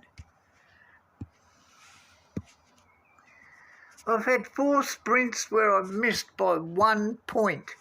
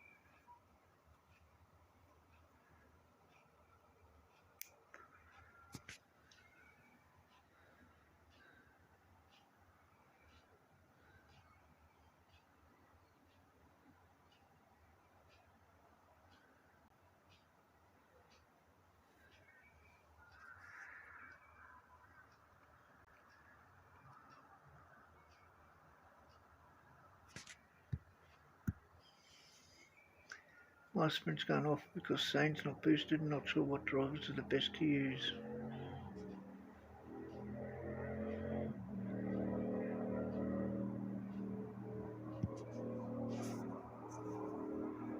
Yeah, it can be a tough choice. It all depends on your levels, and there's so many variables.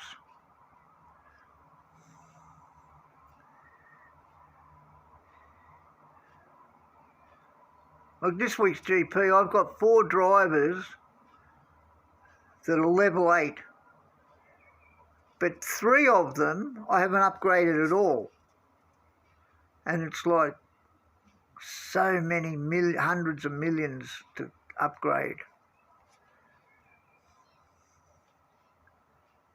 Oh, no boosts. Wow, that was funny. That'll be interesting. What was I thinking? Anyway, I'm still going to win it. She went to softs.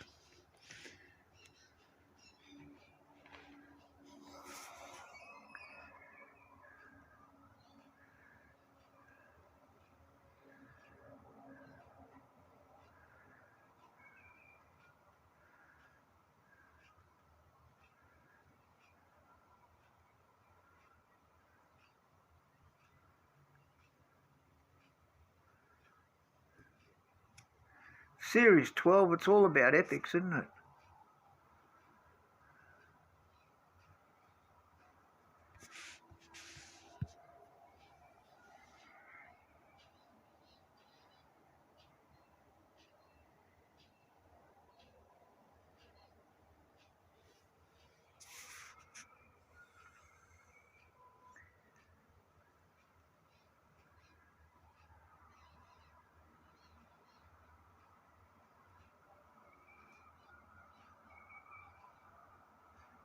Yeah, sometimes that can happen.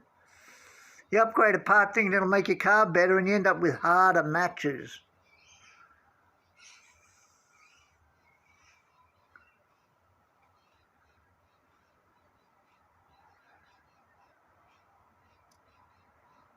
Sometimes when I'm winning sprints all the time, I get a bit hesitant about upgrading parts. So no, I'll just leave it the way it is because I'm doing all right.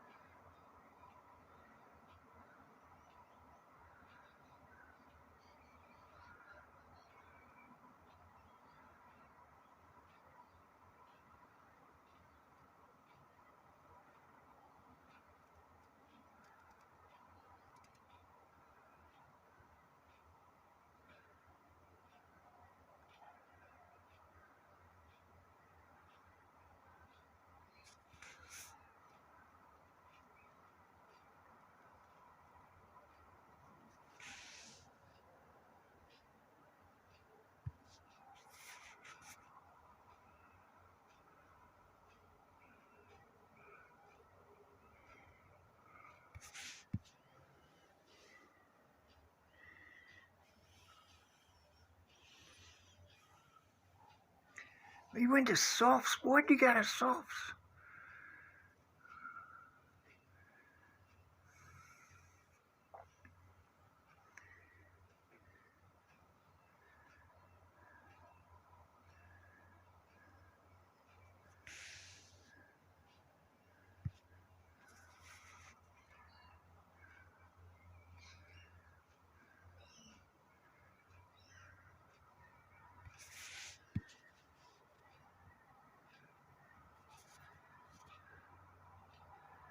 Come on, Ocon, do some overtaking.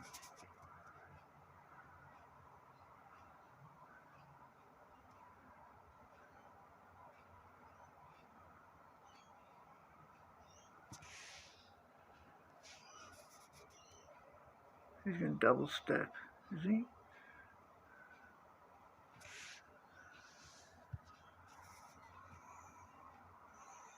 Come on, Ocon, pull your finger out.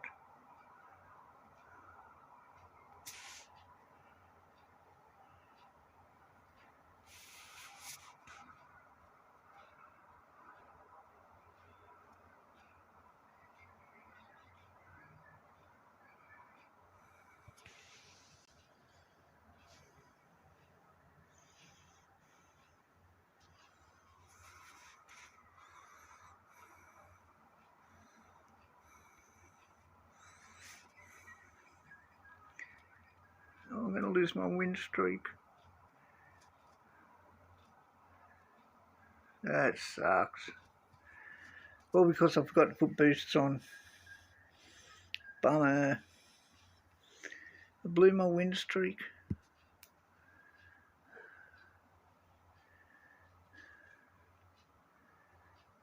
That sucked.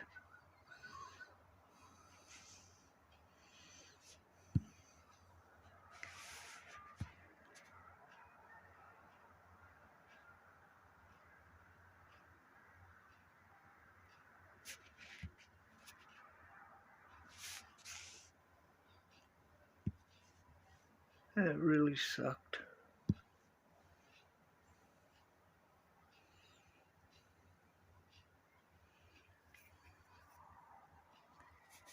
I knew if I was going to lose it, it'd be that track.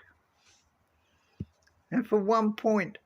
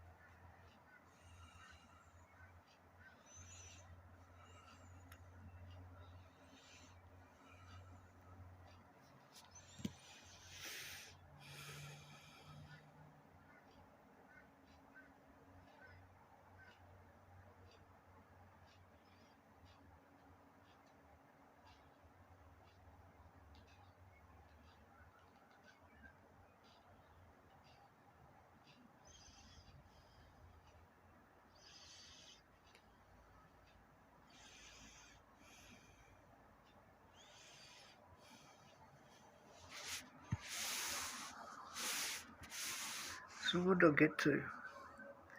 236.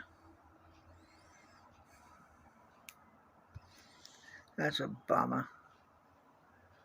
I don't want to screw up.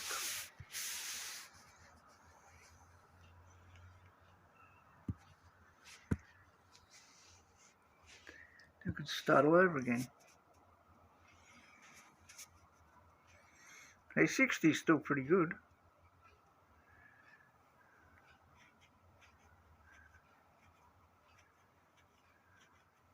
My last win streak was 205, and I blew that because I wasn't watching the weather.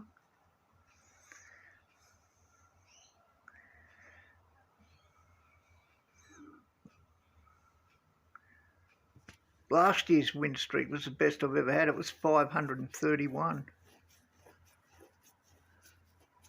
That was in Series 11 too. But that was with Senna and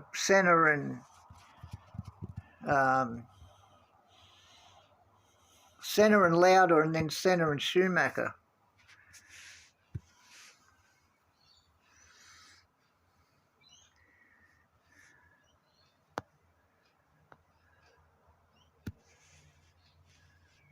I think that's the first race I've ever lost on stream. Kaka. Interesting name. Yeah, I think that's the first race I've ever lost on stream.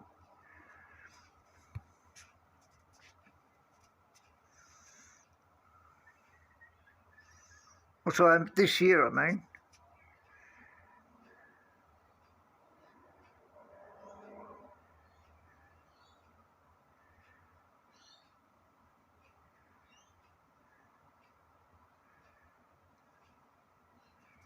I hate it when you get alongside them and they just stop.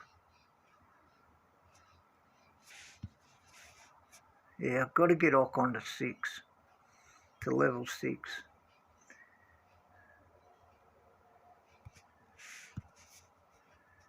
He needs all the help he can get at level 5.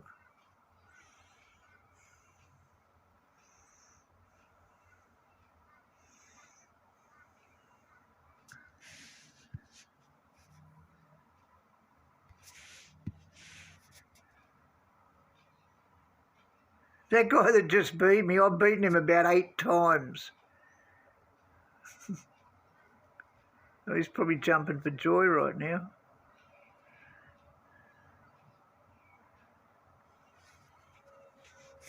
It just goes to show though, like, put boosts on, they have no speed.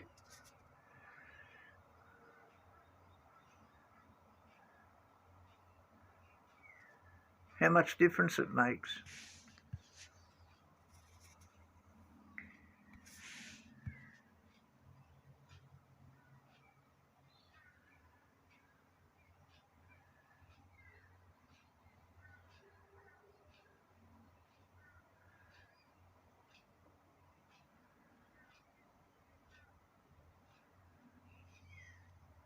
Yeah, I've heard some people taking like 8 races to do a sprint.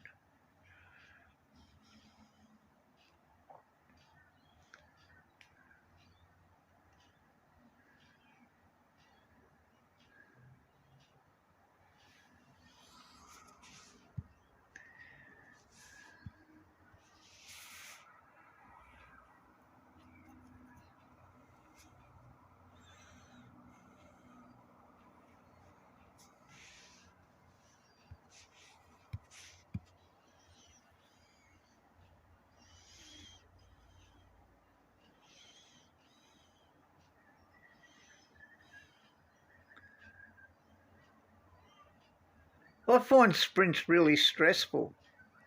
I prefer just doing duels. I don't have to care so much then.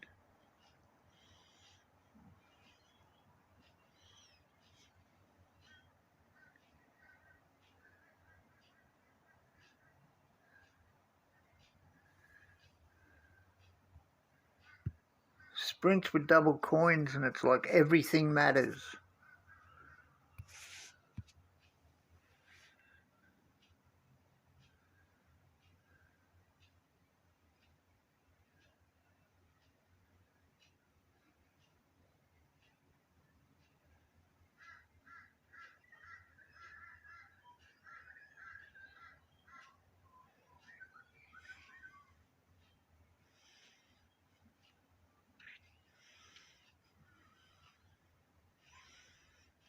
Yeah, I don't think I'll ever set up good enough for Series 12 this week, which is a bummer because I was hoping to do it before the pit pass, the new pit pass, but anyway. But it does come down to the tracks. Look, Zandvoort's a nightmare. Look, I'd prefer Monaco over Zandvoort.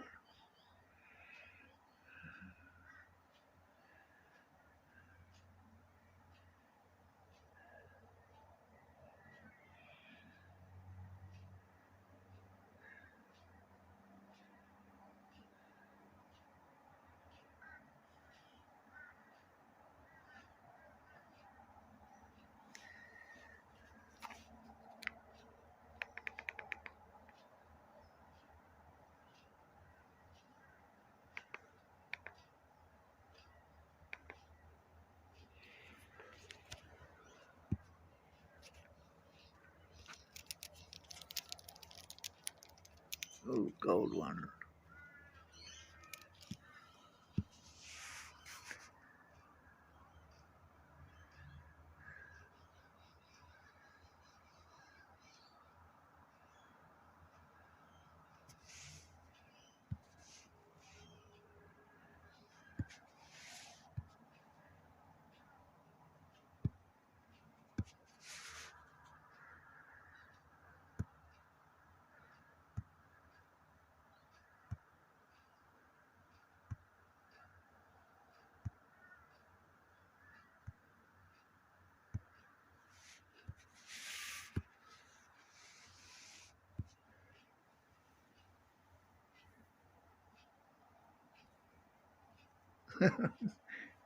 Yeah, I've done that too.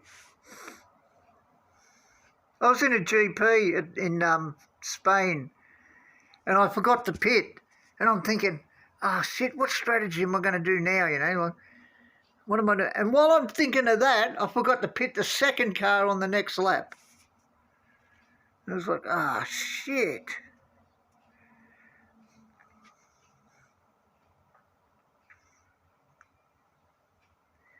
Yeah, it's so easy to forget to pit.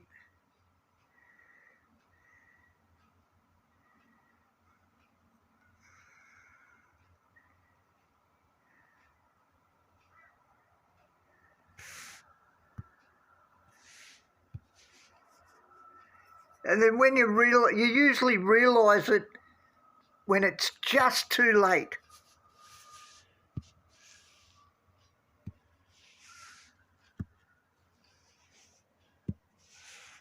Mama Poco. There's a name for you.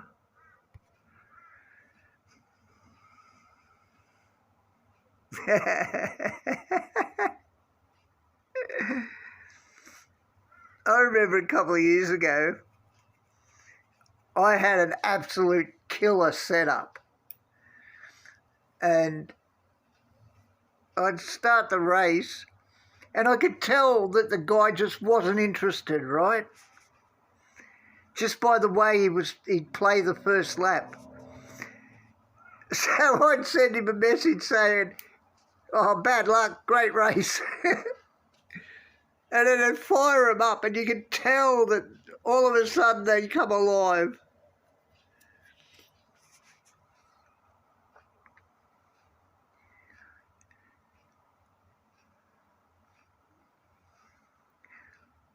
Used to set them right off.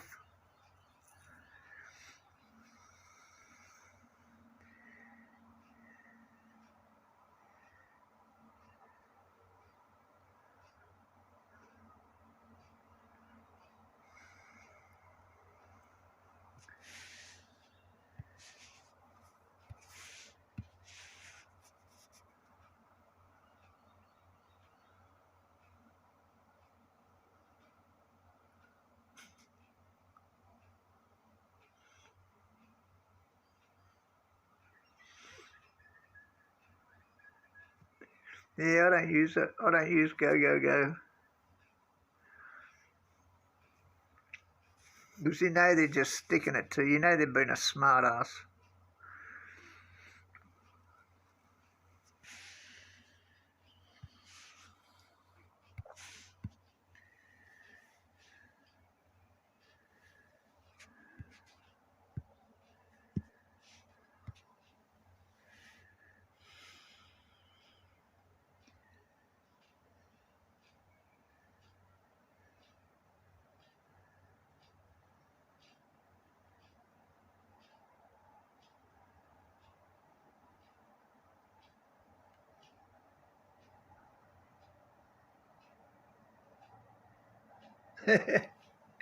Yeah, they actually had, luck and everything go their way. Safety car went his way. The strategy, they didn't screw the strategy up.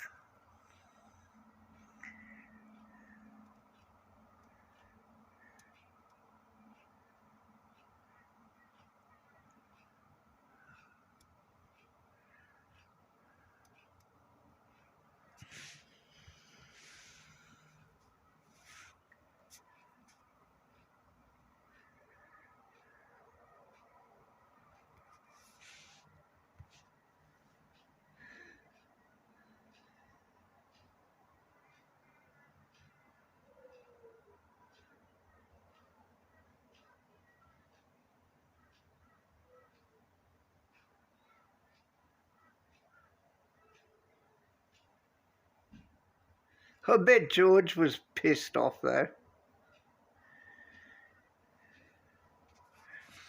I'd like to know what he thought. Yeah, well, he got done over by that safety car. But that's racing.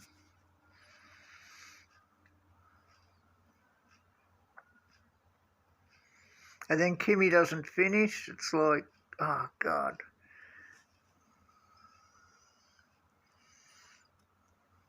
Doesn't like George.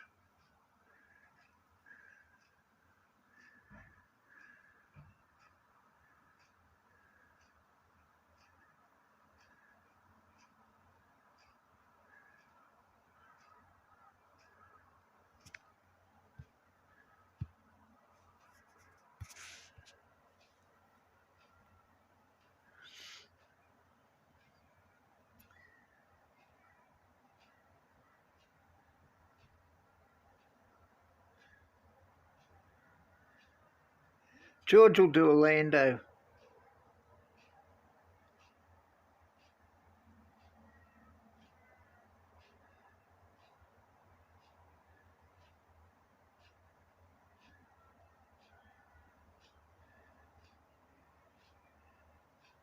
Kimmy will do a Piastri from last year.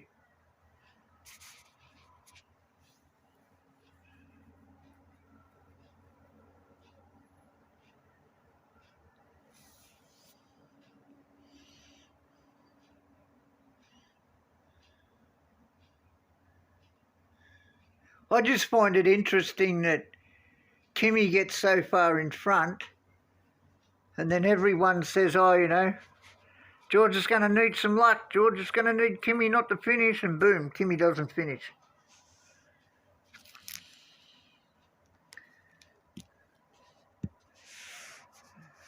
You know, if I was a sceptical type of person, if I was Toto, I'd be worried that their battery packs, you know, are breaking down.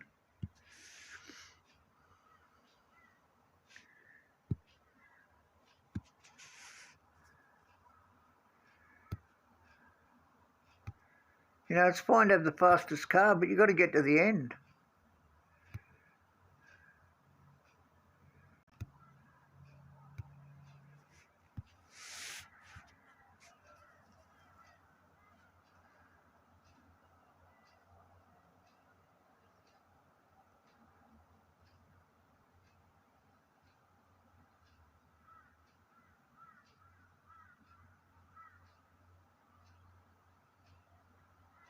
Oh, God, don't talk to me about Kim Kardashian.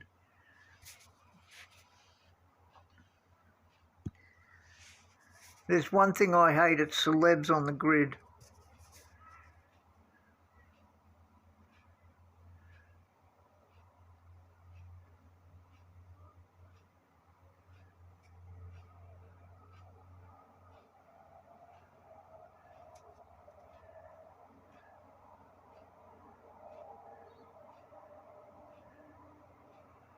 If I was Kimmy, I would have walked up and taken it off her.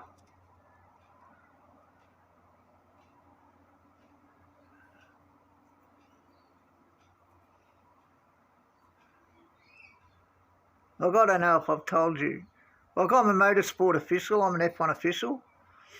I'm a steward and a clerk and scrutineer and marshal, and I've done it all, right? And I hate celebs on the grid. I love it when they try to do something that they're not allowed to do, and I get to tell them they're not allowed to do it. Makes me feel so good.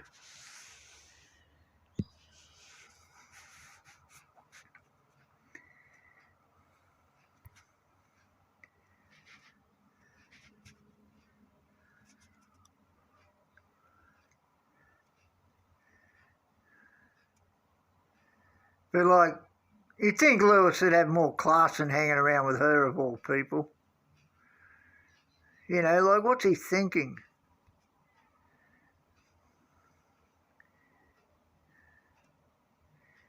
You know, if he didn't have money, she wouldn't even look twice at him.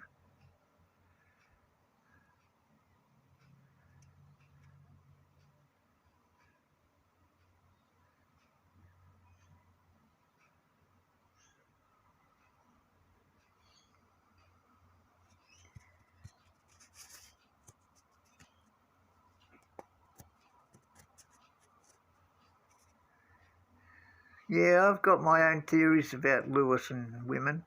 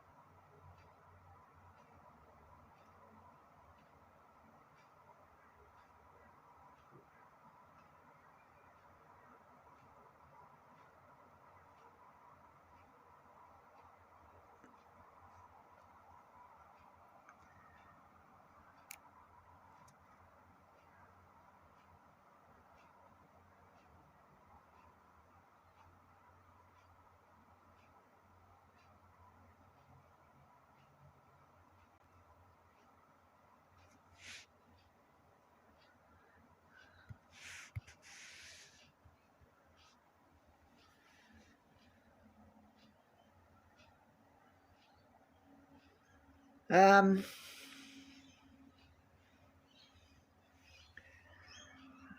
I play it a lot?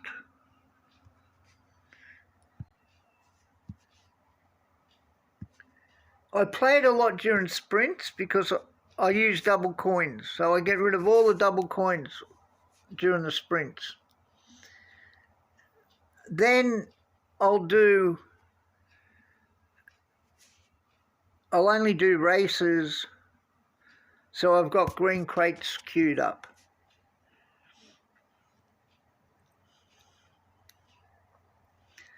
So every time a crate, and I time them out. Like I only use bucks for crates in sprints. Normally I just let them time out. And then when they time out, I'll play it till I get another gold crate, and then I'll let it time out. Wait till the next one. God, look how slow that is. You would think it was a safety car, it's that slow.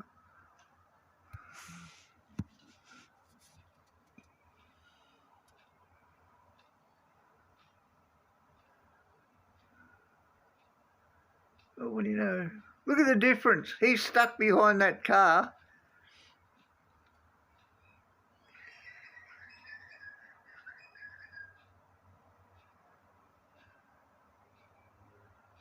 It's nuts.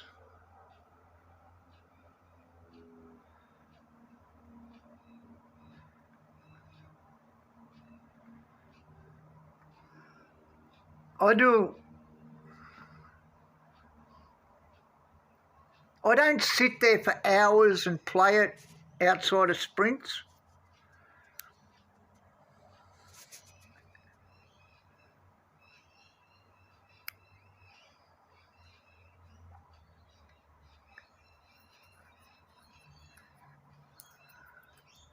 But like I've done 7 hours of time. I've done 2 3 hours and a 1 hour time coin timer. God, that's a mouthful.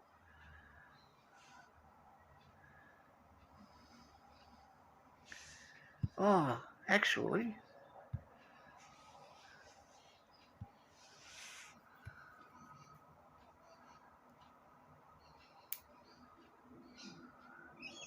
seeing I blew me win streak, I'm going to try the other setup I've got.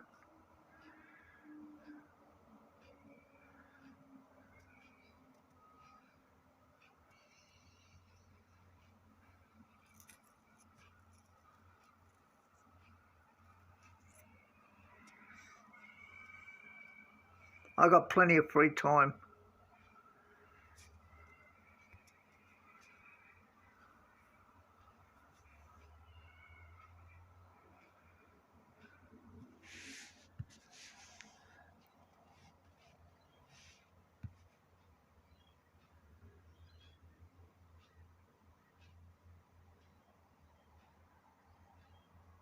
I could play it all day, every day if I felt like it. Because I only work 1 day a week if I feel like it.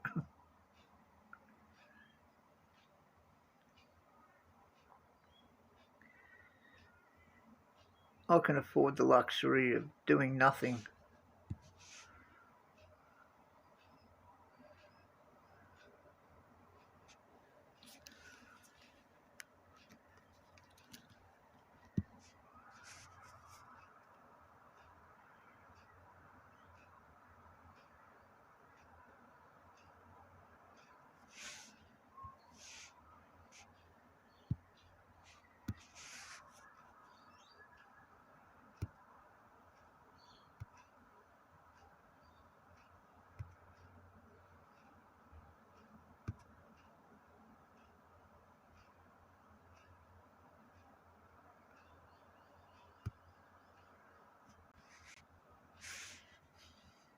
God, I need 57. Man, they really suck. Let me go and use my other setup. Let me use this setup. This setup has a lot more speed, but not as much qualifying. And I normally use it in duels, but I'm curious to see what it'll do.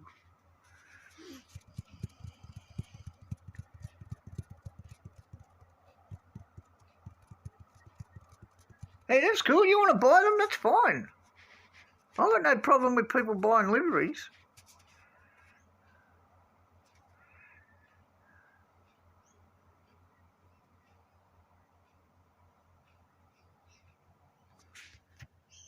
I've got no problem with people spending money on the game. It's their money. They can do what they like with it.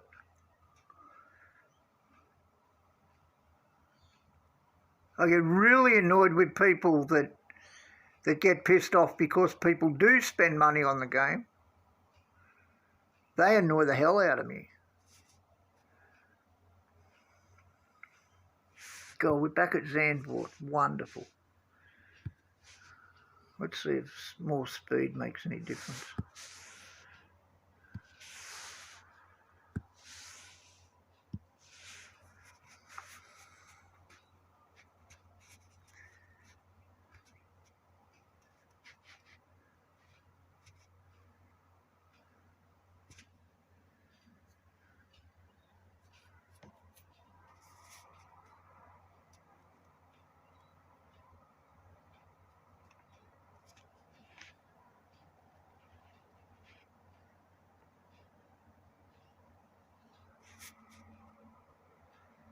Oh, God, it still sucks sometimes.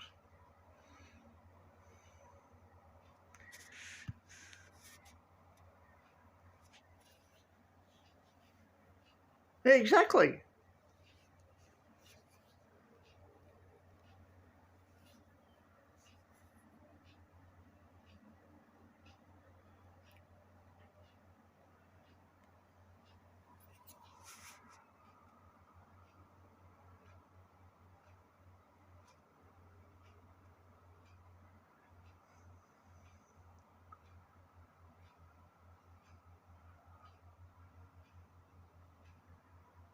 You know, I've got no problem with people spending money, and I've got no problem with people who don't spend money. You know, but the people who don't spend money, that want to get shitty and start slinging crap because, you know, someone has spent money on the game, they forget the fact that if people didn't spend money on the game won't exist. But also, on the other hand, I think sometimes Hutch goes a bit too far. You know, they're not manufacturing a car. They're not making a product. It's all code, you know, so there's not really any manufacturing costs. But they give me the impression that they think there is.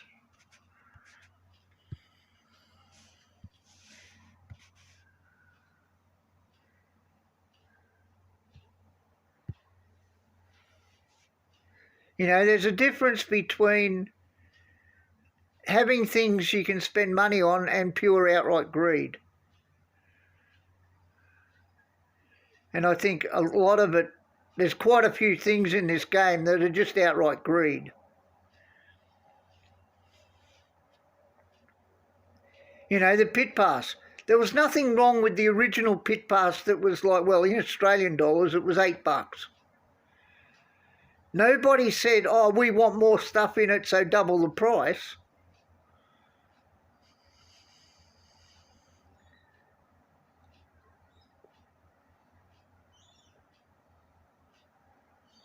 You're addicted to the game. Yeah, I probably am too. I've been playing it that long.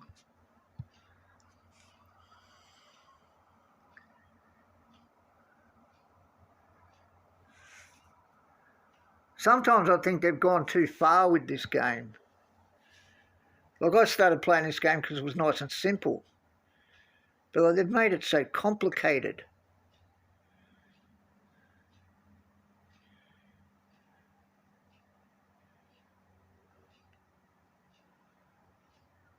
We got Podium Crates and they got Bernie Collins and Cadillac. Yeah, I have to ask about Valtteri next time I see him. Like, how did he get hooked into doing F1 Clash ads? I got told the Bernie ads are AI.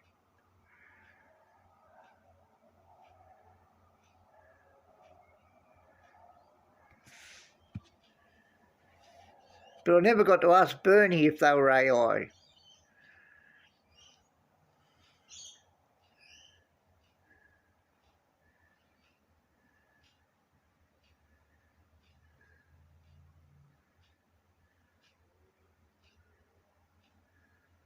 Apparently, from what I've heard, they're paying a lot of gamers on TikTok to promote the game that don't even play the game, mind you. They've gone to TikTok and got these gamers that have, you know, hundreds of thousands of followers, and they're paying them to promote the game. Now, I don't have TikTok, so I can't actually look that up.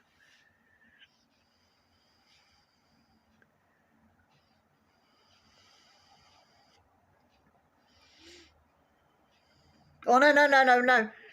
They're paying, I don't mean that they're doing it for free, but I don't think, I've been told that she's not actually in the ad. They're paying to use her likeness, but she's not the one doing the ad. That the ad itself is actually AI. That they're just licensing her image. Which in reality, like, that's a good lurk. Oh yeah, you just pay me and you can go make an AI ad. Yeah, I don't mean they're doing it for free, like they're ripping it off.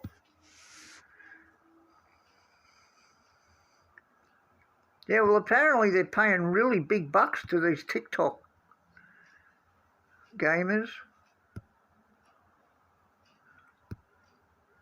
But I mean really big bucks.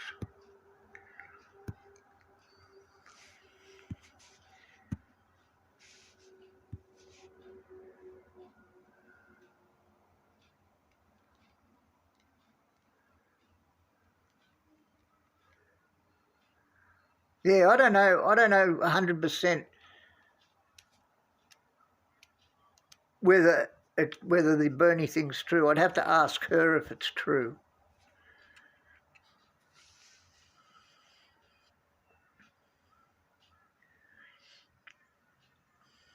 I know the Perez and Bottas one isn't. I know that's real.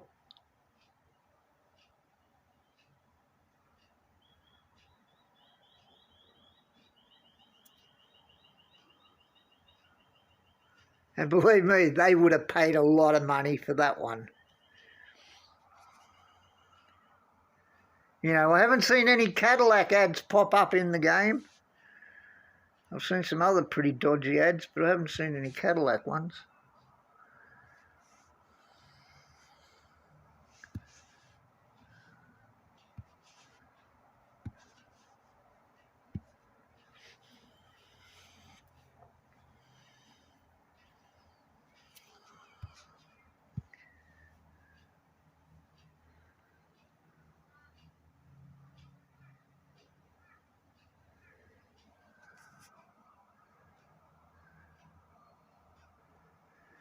Yeah, they've always had dramas with their matchmaking. But they've got to have some sort of range. And like, normally 10% either way, personally I think isn't an unreasonable range. But for some people, they never get one that's lower. Like, I rarely ever get one that's higher.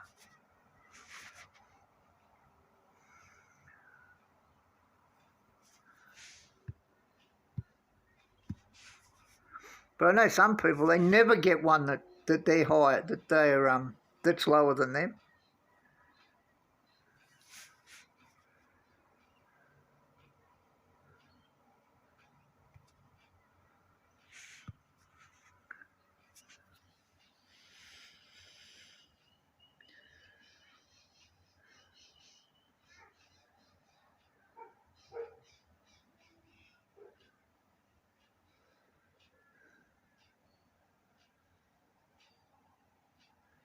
At the beginning of the year, team scores are like You know, I remember I got so many team scores that were higher,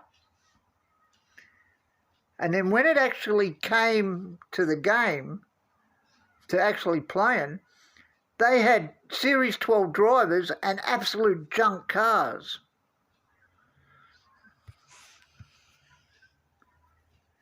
So they were relatively easy to beat. But as it gets on and you get further into it, you start coming up against people that have, you know, Series 12 drivers and a car to match. And that makes it tough.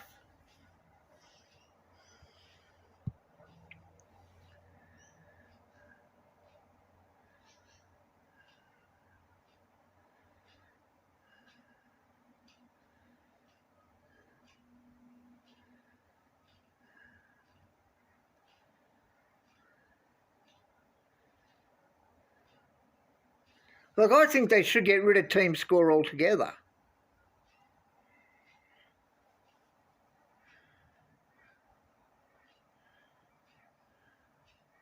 You know, and go back to how it was originally.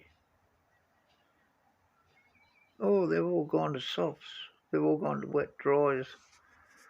Come on. Let's run all over them. You know, we never had team scores originally. And you didn't know their car was a lot better than yours until after you raced them. Yeah, that's right. They never used to have it.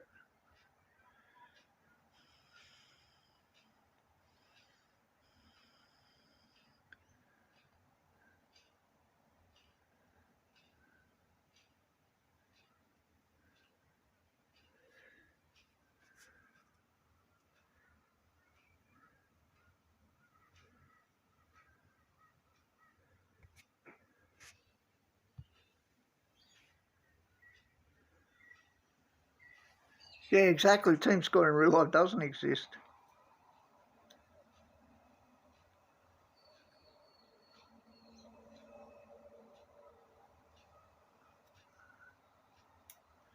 I could see an argument for getting rid of CC points too.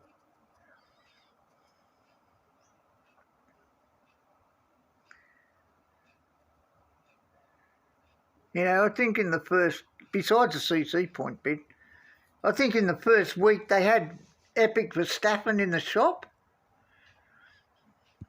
that you could buy.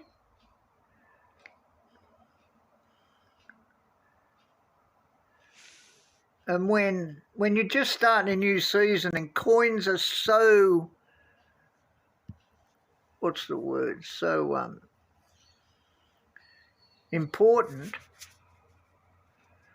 it kind of sucks when you keep people go and buy, you know, a Series 12 driver and you're trying to compete against them.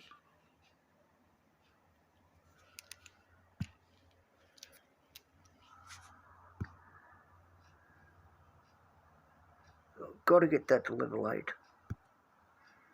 Another billion coins or some ridiculous amount.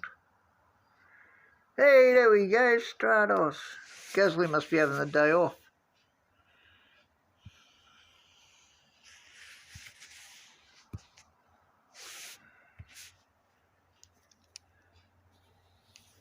I wish they'd stick an option in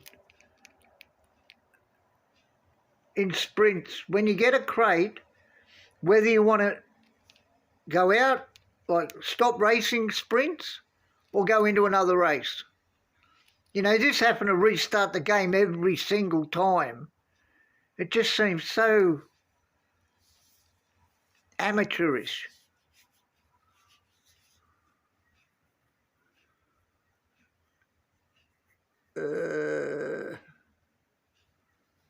Yes, CC points are overhyped. I used 170 CC points to upgrade Charge Core to level 2. And that's all I've spent. I've still got the rest. Predictions on who's winning the drivers this year.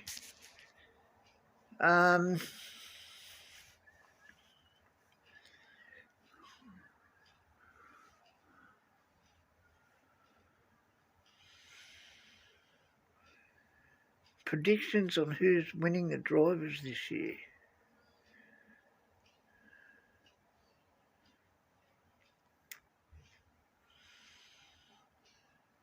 If you'd asked me that at the beginning of the year, I would have said George. And I still think it'll be George. I think Kimi will crack. The closer it gets to the end of Max attempts to reboot. Oh, hooray! Hutch forgot to pay the electricity bill. I think the closer it gets to the end of the year, the more the pressure will get to Kimi. Oh, come on. Stop the garbage. Go away. Idiot. At least it's at the end of the...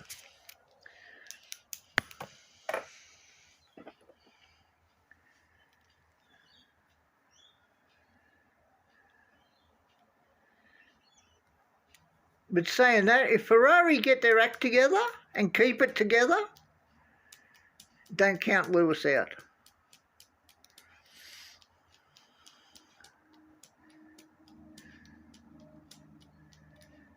Yeah, I'm still recovering from Piastri losing last year, so...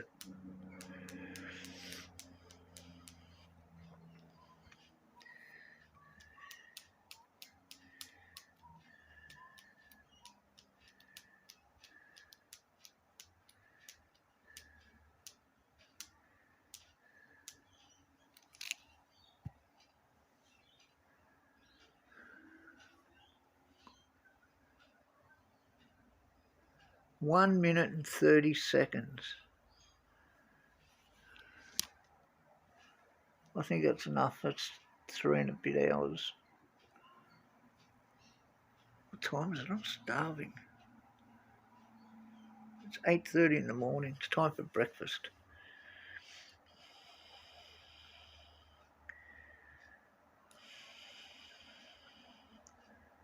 I have to ring up and get my breakfast delivered.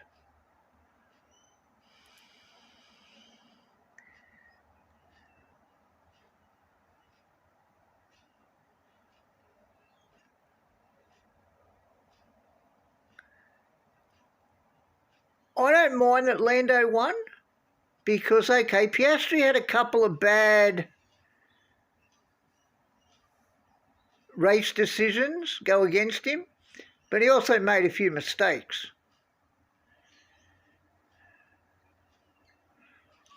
And in Formula One,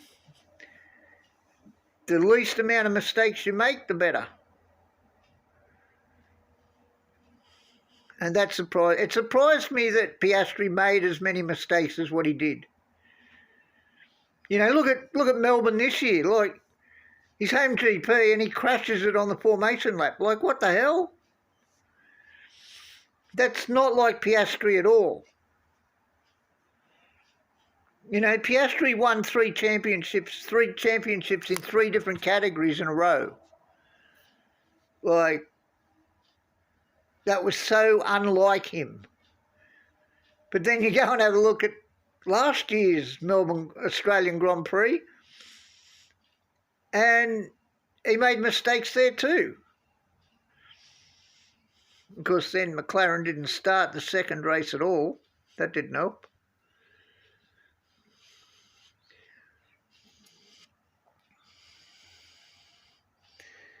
Do you think Red Bull move will be reality? If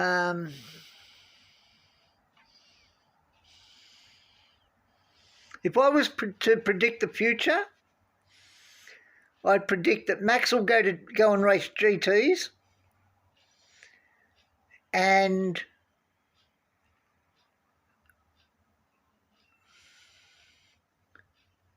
will Piastri go to Red Bull? Okay, let me think. He's not going to go to some crap team. So he's only got Ferrari, Mercedes,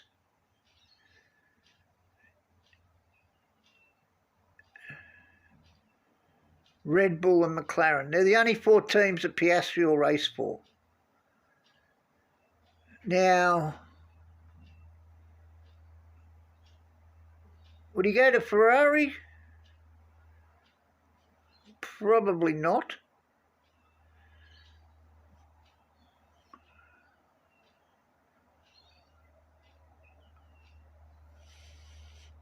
Could he end up at Mercedes? He'd only end up at Mercedes if Lewis retired from Ferrari, George moved to Ferrari, then Piastri might go to Mercedes.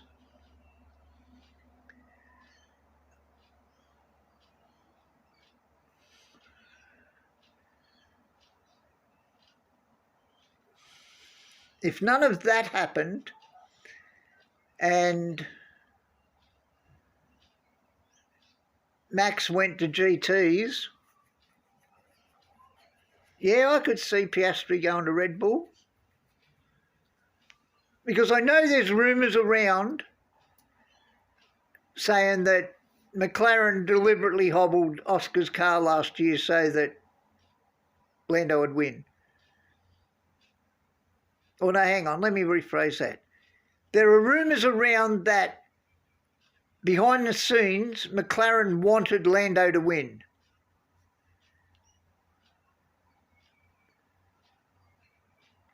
So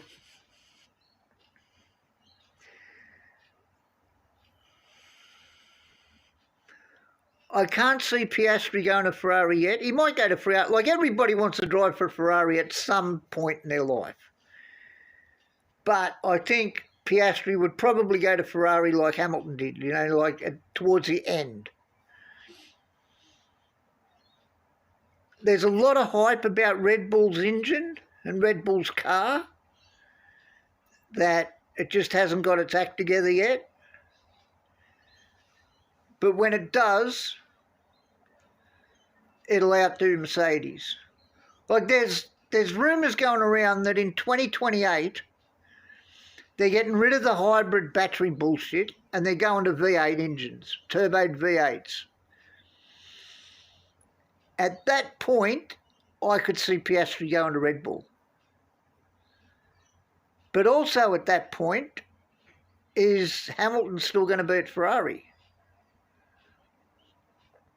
I can't see Max going and driving for Ferrari. If Max leaves Formula One, he's going to drive GTs. You just know it. So if Piastri was going to leave McLaren and George decided to stay at Mercedes, even though I'm pretty sure it's pretty obvious that Kimi's the golden-haired boy, you know, the chosen one.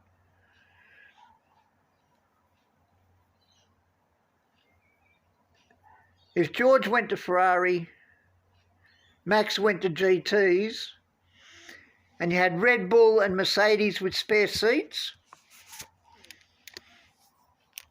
I wouldn't want to put money on him going to a particular one. He could choose either one.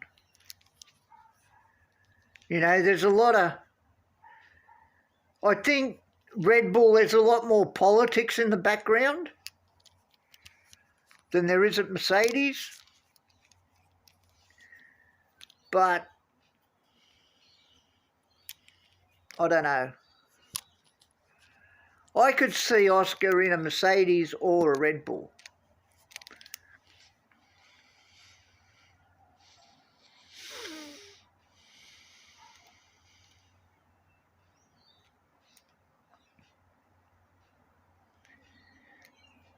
If Lewis left, if I was Ferrari, I'd go and get Carlos. I'd go and bring him back. I think Carlos got a raw deal. And I don't think Ferrari wanted to let Carlos go, but it was, well, we want Hamilton, so one of them has to leave. But if I was Ferrari, I'd go and get Carlos and bring him back.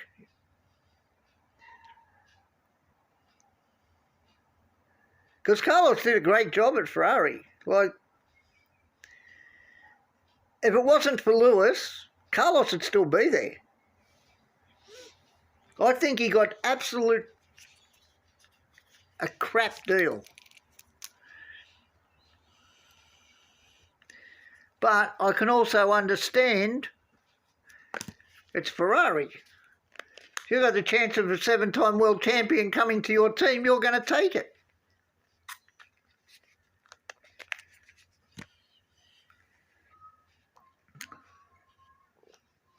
One question is, if Lewis decides to stick around for, say, another 4 years,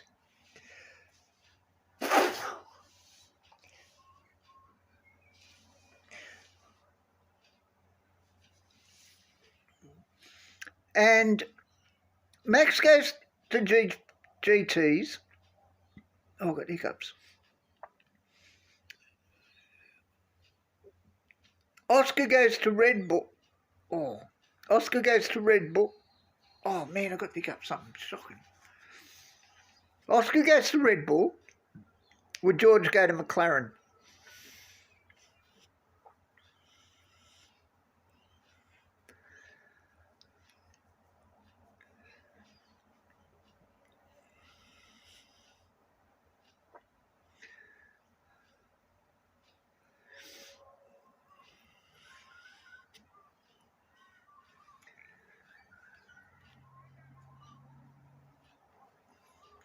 If George went to McLaren,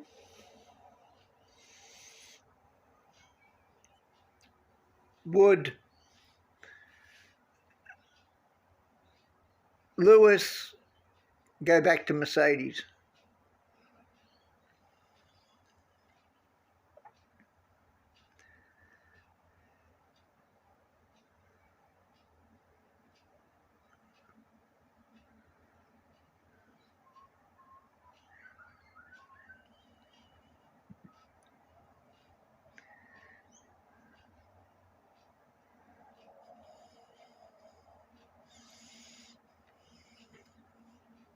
George is in a tough spot.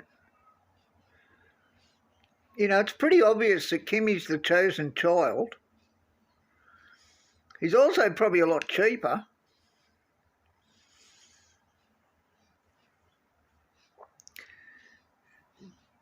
George waited so long to get into the Mercedes, and then when he did, the car was crap. Now the car's pretty good.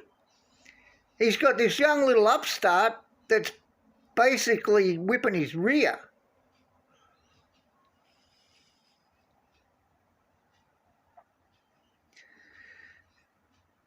Yeah, but this is Formula One, Eleanor. And it's not unusual for someone to go back to a team they've driven at before. And Lewis has a pretty good relationship with Toto and all the people at Mercedes. You know,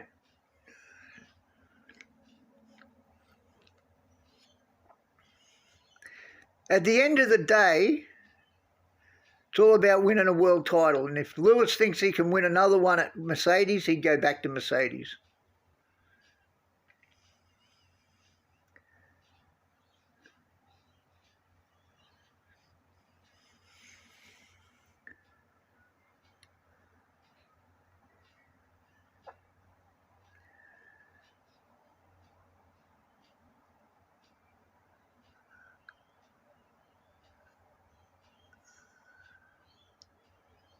The thing about Formula One, you hear all these rumours, and people say, oh yeah, but they're only rumours, they're only rumours.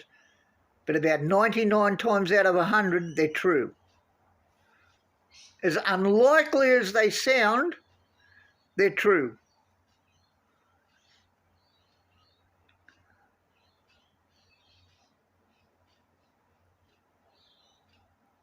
Which really annoys me because I'd like occasionally for them to be wrong.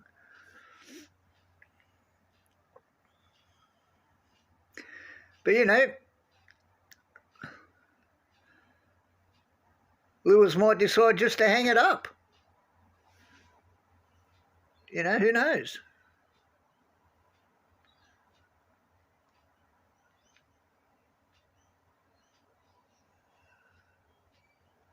It's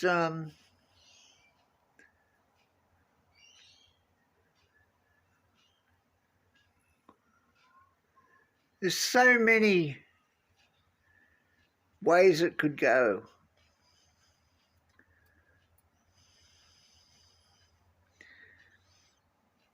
I'd just like them to be wrong occasionally.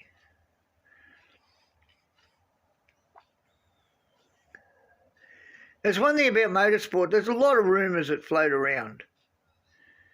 And some of them sound so unlikely. It's like, no, that'll never happen. And nearly always they do. And journos have a habit of starting rumours that become true.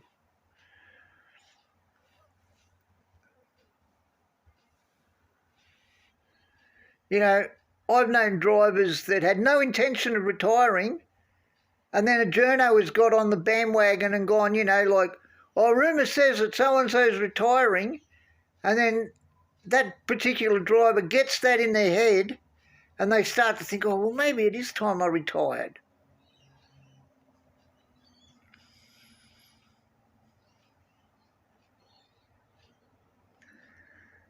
I want to put Max in this season's Alpine and see what he would pull out.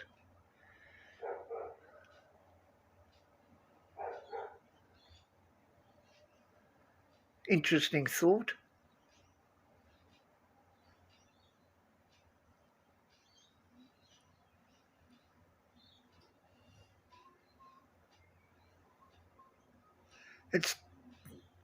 It's definitely a better car than it has been in the past. But a lot of their Alpine's problems in the past was the engine. So you don't really know how good the car itself was. This year,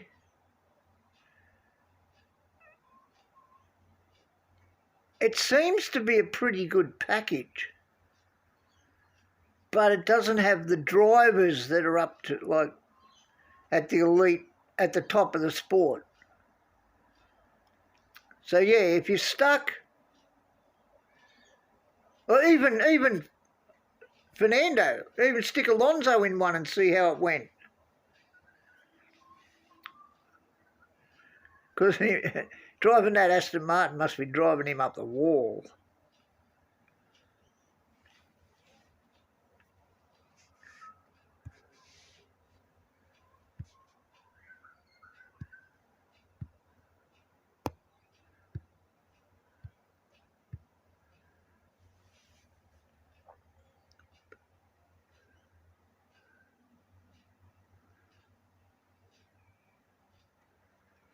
The fact that Charles hasn't won a championship is crazy. He should have won in 22, but of course Ferrari's strategy screwed them over.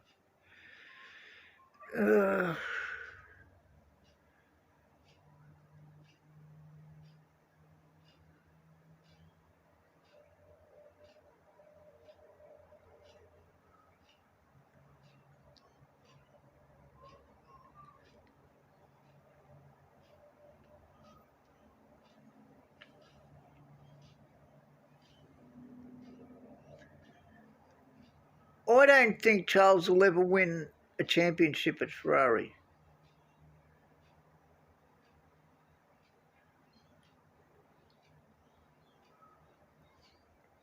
I just don't think he will.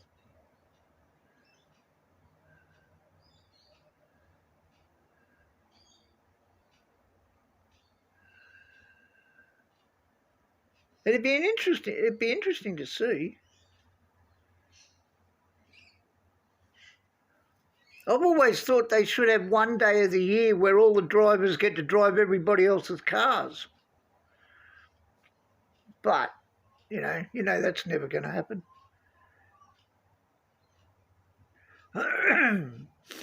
You know, I'd like to see Max drive a Ferrari and see what had happened.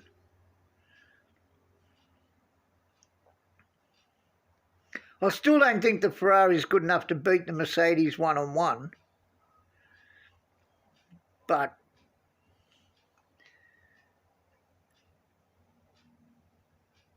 they're so different. Like, they're two completely different cars.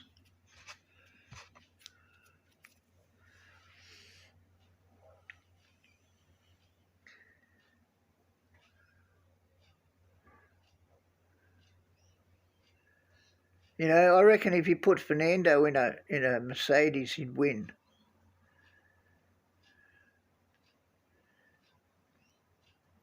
If you stuck Lewis or George or Max in an Aston Martin, I don't think it'd make any difference.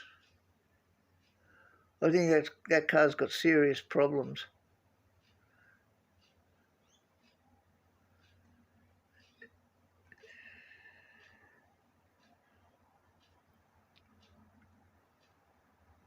Yeah, I can't see Charles.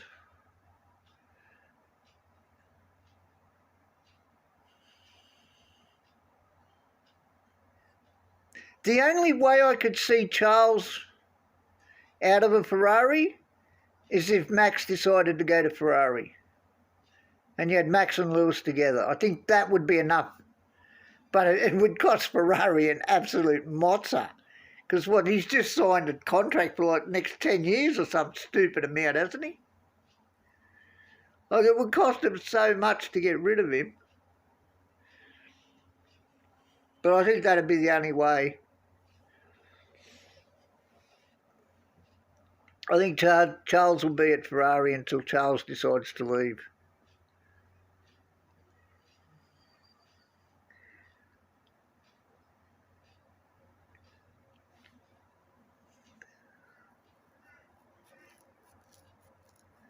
You know, Charles is... Unless Charles gets sick of driving for Ferrari, I don't think Charles is leaving under his own accord.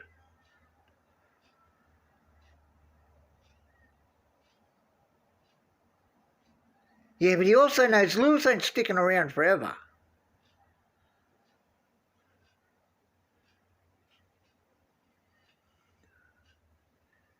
Like, if Lewis hung up his boots at the end of this year, what would Ferrari do? What do you think Ferrari would do?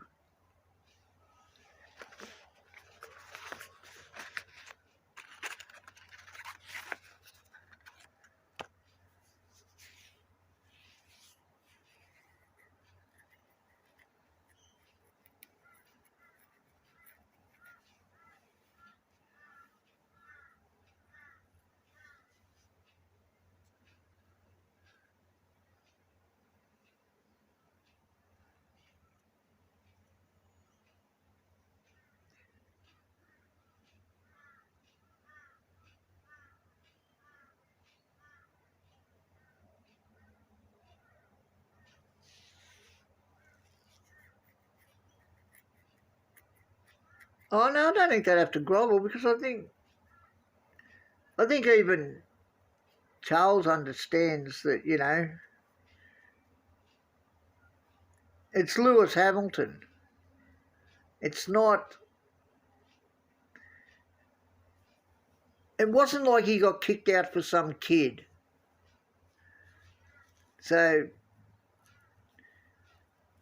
I think Carlos would understand that, well, okay, yeah, all right, they wanted, you know, this is Lewis Hamilton we're talking about, so I can understand why they do it.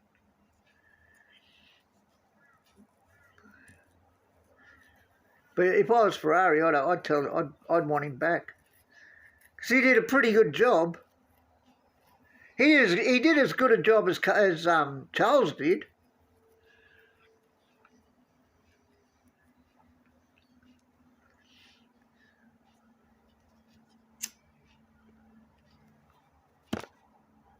You know, I've always said Carlos got a raw deal, but it's Lewis Hamilton, you know.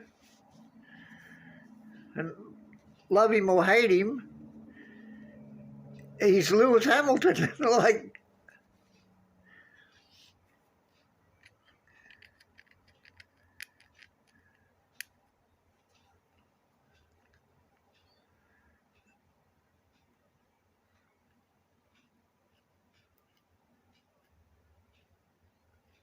You know, and I'm pretty sure Carlos would do anything to get out of that Williams.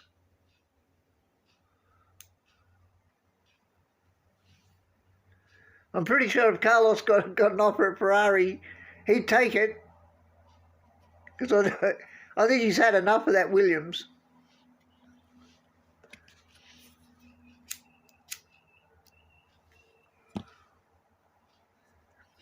Which is kind of sad because, like, I've been watching Formula One since the early 80s. And I've always liked Williams as a team. And it's kind of sad to see how they've gone.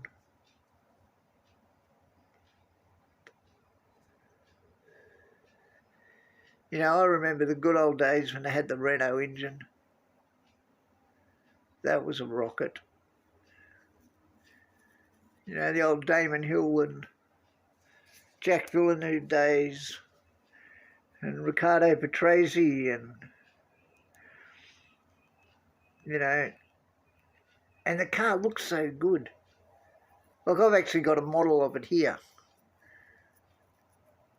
And it looks so good. But yeah, it's sad how Williams is at the moment.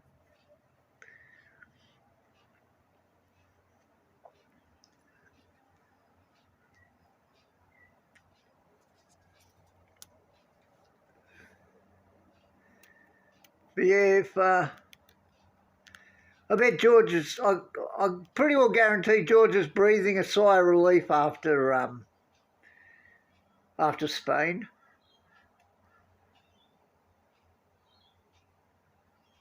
Because the only way he's catching Kimi is if Kimi doesn't finish.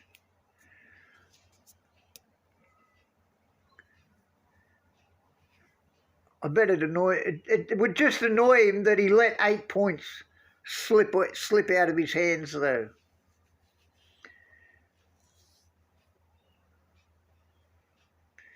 But he's still got, I don't know how many races they got left. 15 or something.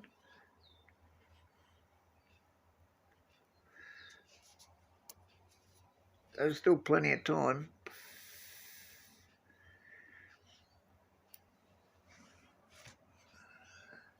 But I think this championship's George's, as long as he just keeps his head. And prays Ferrari don't get their act together completely.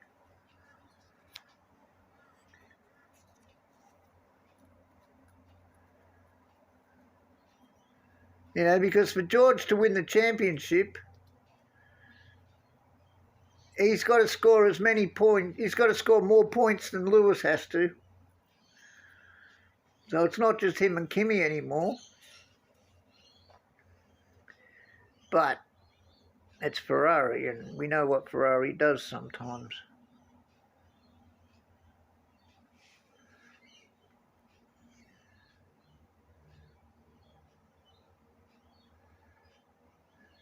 Hey, Josh. At the moment, I know Charles is ahead of Carlos, but I think Carlos is a better driver. Yeah. Yeah, there's an argument for that. If Kimi wins the title, he breaks the record of youngest ever F1 champion. I don't think he cares. I think he just wants the title.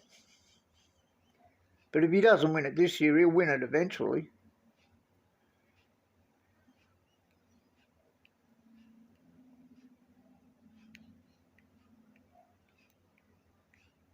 Yeah, I heard all about that, but I don't know that much about it. I don't know much about what him and Lindblad got up to.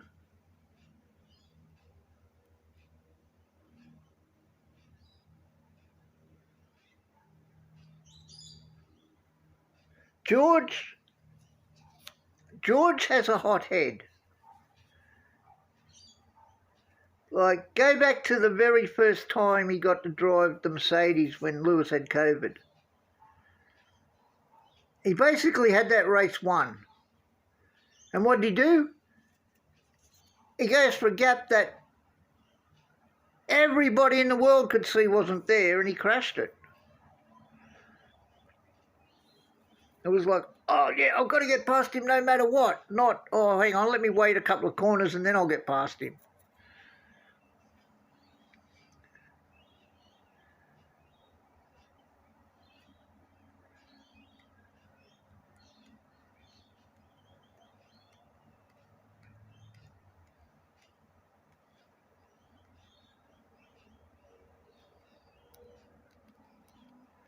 It was George coming out of the pits and Lindblad is moving, but he still drove and went into him. Oh, it is 18, George, or 28.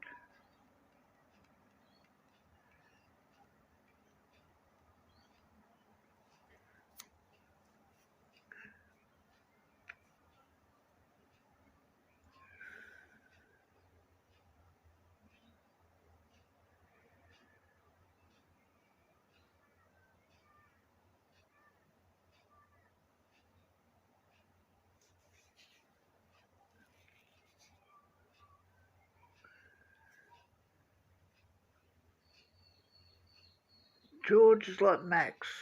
I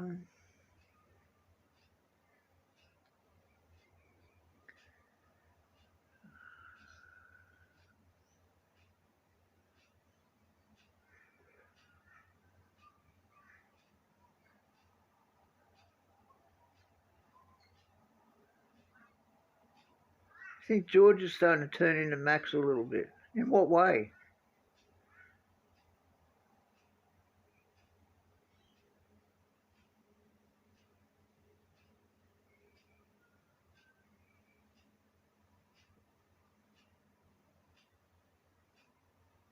I don't think George is as good a driver as Max.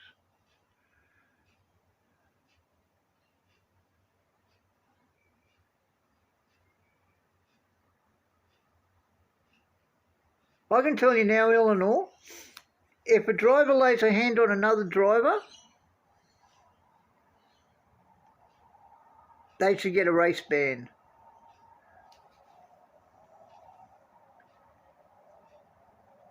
But a lot of things I put forward in stewards' meetings, I get told, you're too tough.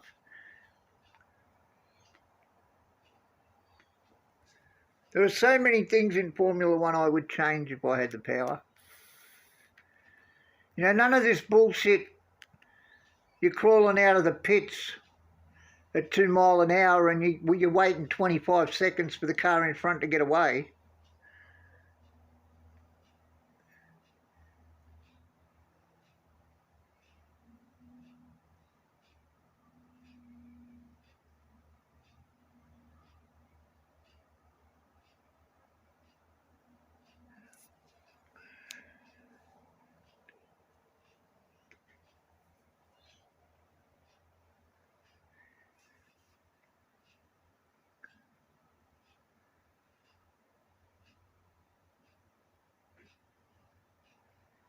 Yeah, I think Ocon might be on his way out. He has problems being a team player, from what I've heard.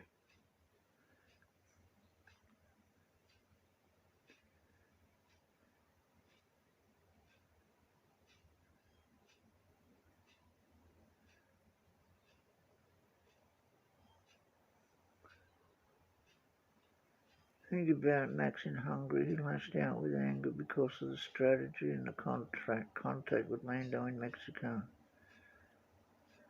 He didn't have the most competitive car.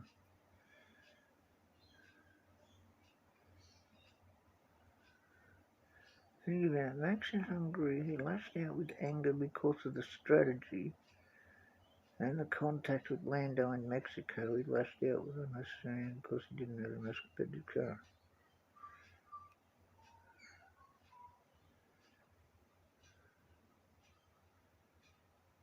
I think a driver's got every right to say something if the team screws up the strategy.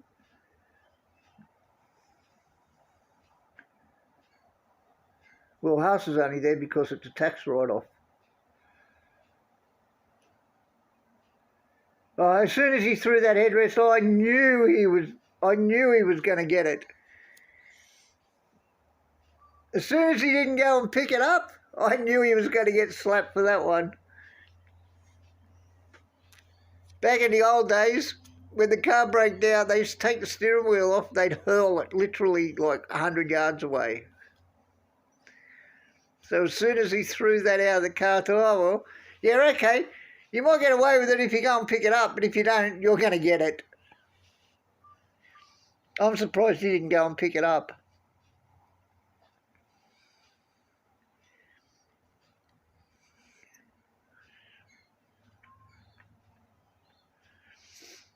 Yeah, I knew. yeah, that was obvious.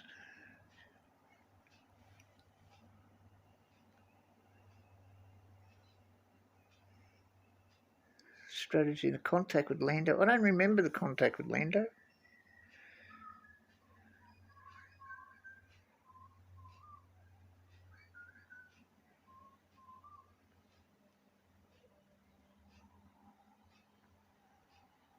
I have no problem with drivers mouthing off at the team if the car's crap.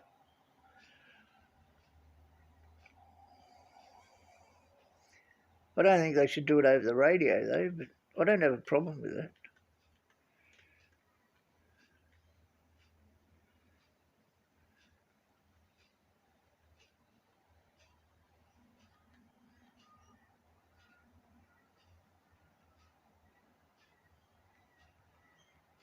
If the car's not up to scratch, driver's got every right to tell the team that.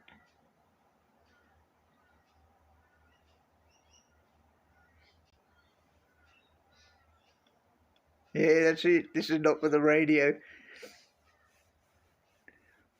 I thought that was funny when he told Kimmy.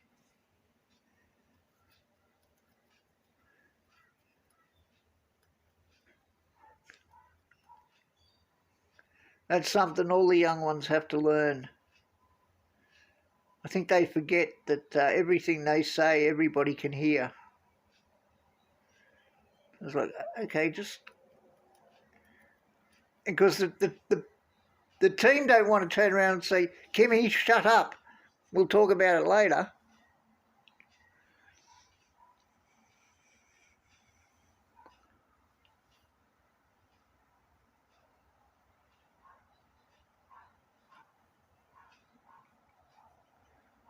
Yeah, but crashes happen.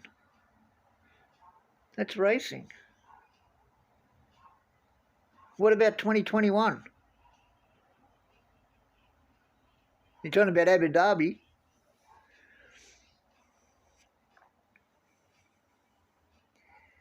Yeah. He doesn't say much, but when he does, you know it's like, okay, shut up. Talk about it later.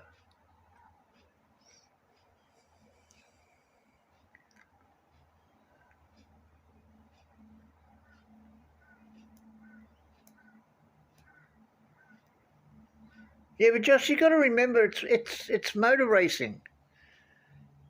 Cars are going to touch. There's going to be crashes. That's why they get paid millions and millions of dollars.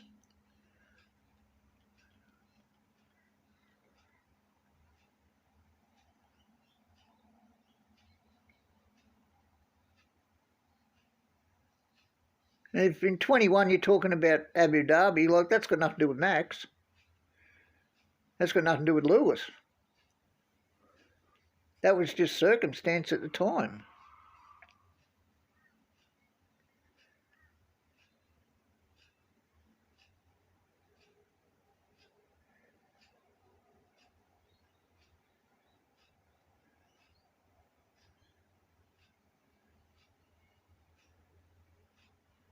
Look, I'm amazed that these cars actually get on the grid. All of them. Like even the slowest car on the grid is still fast compared to a lot of race cars. And they're so complicated. There's like 100,000 parts in a Formula One car. I think they're an absolute nightmare mechanically.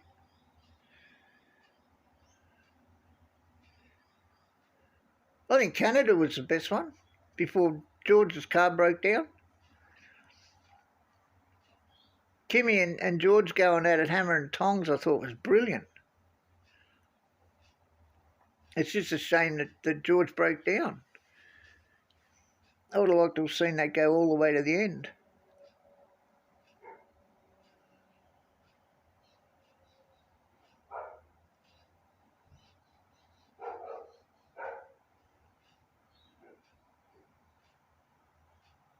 I don't remember the one at Imola. I remember the one at Silverstone.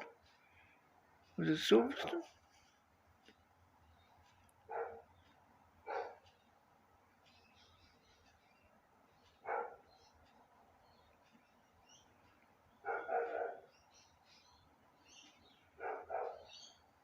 Yeah, I reckon that would have went on right to the end of the race.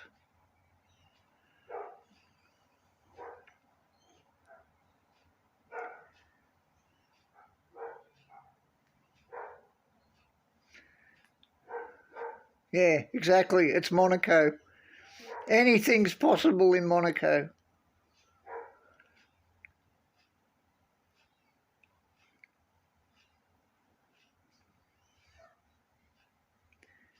You know, you could argue, well, how did Gasly get third?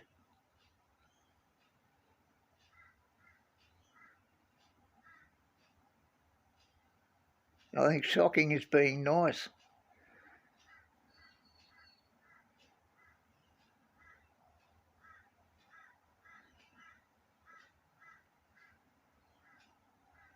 I don't know if it's the car. The engine isn't up to scratch. When the engine's not up to scratch, you really can't tell how bad the car is. Like that Aston Martin, that could be a brilliant car. You know, stick a Mercedes engine in it, and who knows, it could be like a race winner. But with that Honda in it, the Honda's not up to scratch. It's like 25 k's slower. Like 25 k's, that's a lifetime of speed, of deficit in Formula One.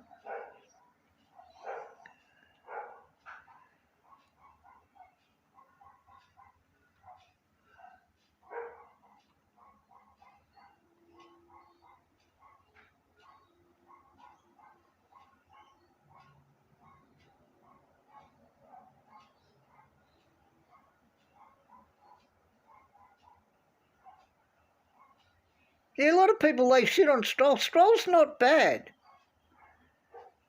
If you go and have a look at... Have you ever bothered to look at Stroll's past? Stroll's not... A lot of people say, oh, he's only there because his old man owns the team.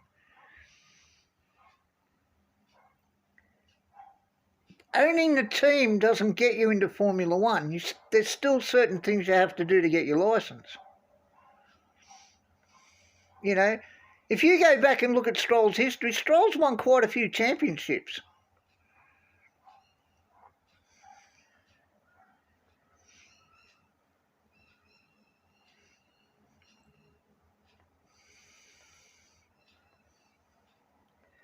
I think people just automatically think, oh, yeah, well, he's only there because his old man owns the team.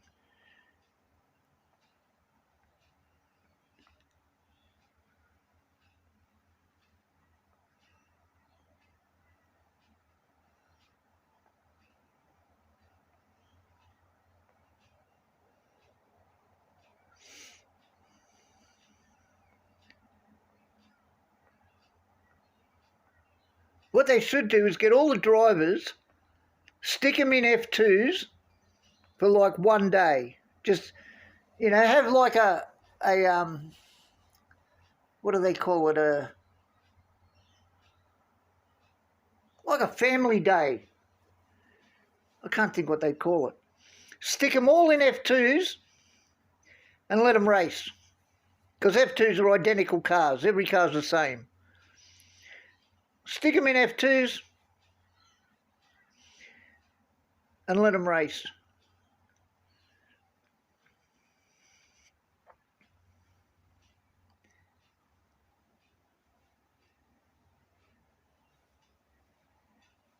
You know, it's hard to judge the Aston Martin because the engine's so slow. Which is kind of embarrassing considering it's Honda.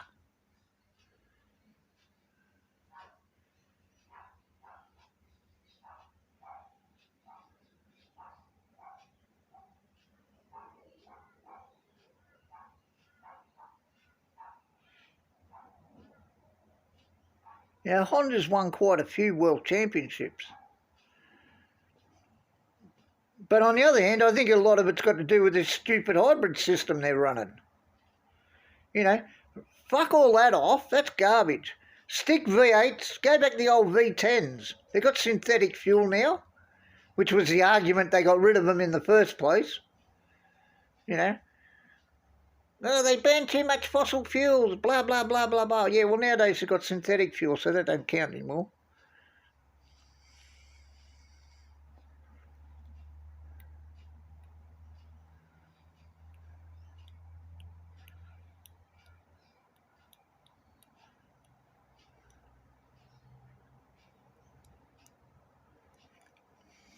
Yeah, stick Alonso in a Ferrari or a Mercedes. They never raced V12s. They were V10s. Unless you want to go back to the 50s, then the Ferraris had V12s.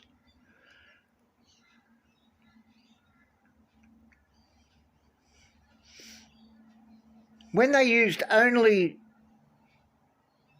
petrol engines, they tried V8s, they tried V10s, they tried V6s. They found that the V10s were the best engines. I'll tell you something, the V10s, they made the best sound. 3.5 litre V10s were the best engines they've ever had in Formula One.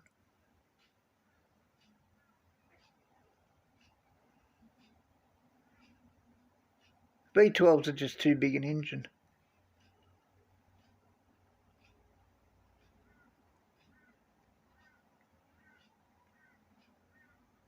But get rid of all this hybrid battery crap.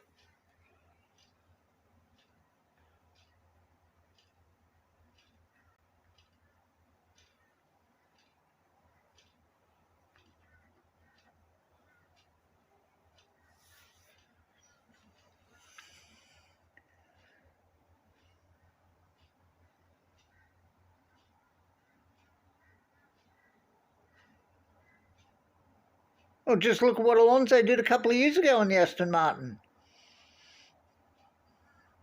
You know, it was a reasonable car and he did really well in it.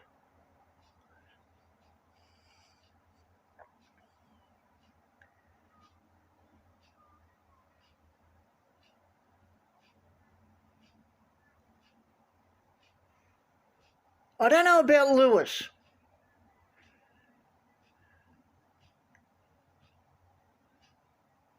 Lewis, for a long time at Mercedes, he drove from the front.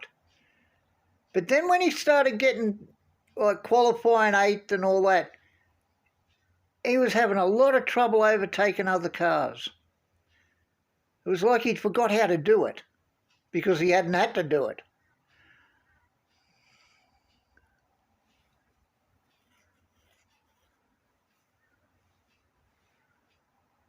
See, Lewis has always driven top-line cars. You know, he came into Formula One, got into McLaren, won the championship. Goes to Mercedes, wins the championship. And I think that's what's so frustrating with him when he went to Ferrari. When he went to Ferrari, it was winning races. And then all of a sudden it wasn't.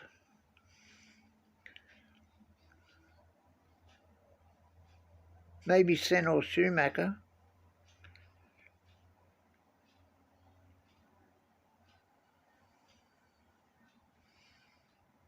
Well, Senna used to.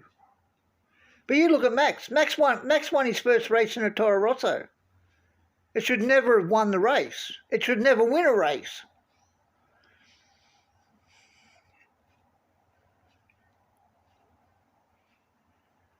They always said Senna could win the go-kart. I believe that.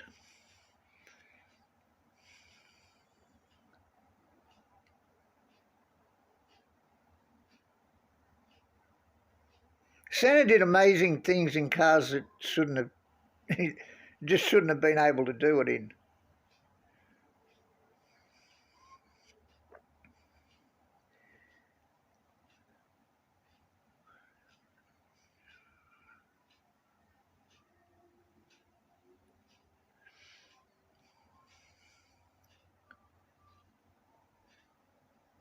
Schumacher did, when he jumped in that Benetton,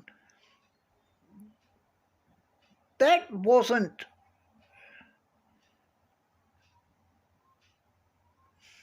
a top-line car.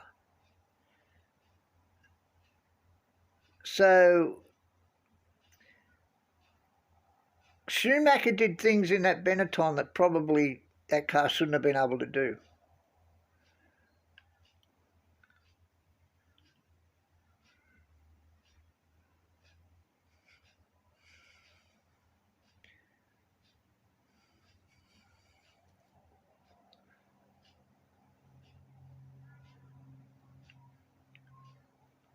Most people used to say that Senna could see the car from outside the car.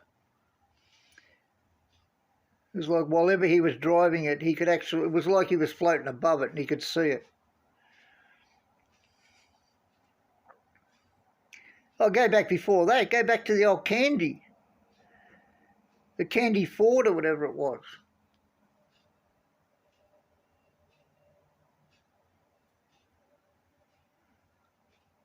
I can't remember what brand it was, but it was sponsored by Candy. Senna got his reputation to start with for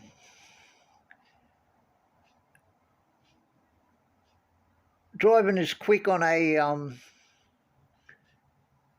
slicks in the rain as he did slicks in the dry. If you go to YouTube and look up and search up Senna, some of Senna's early races, there's some amazing shots of him in the rain.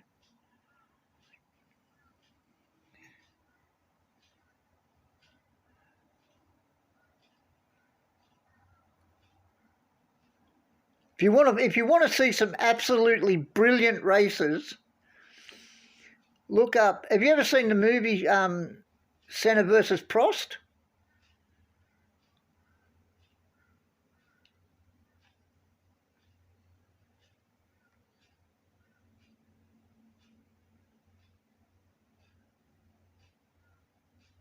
There's a doco called Senna versus Prost, and it's about the year they won 15 out of 16 races. And the only race they didn't win was they ran into each other in Japan.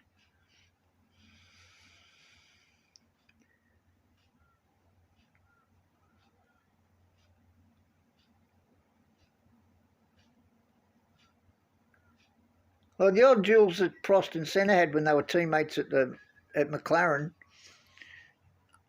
legendary, absolutely legendary. I'm trying to think what year.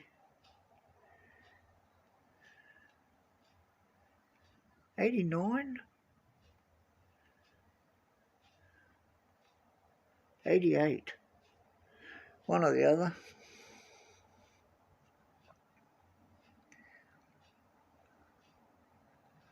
There's a really good, if you search Senna at Monaco, there's some really good footage of him at Monaco in the rain.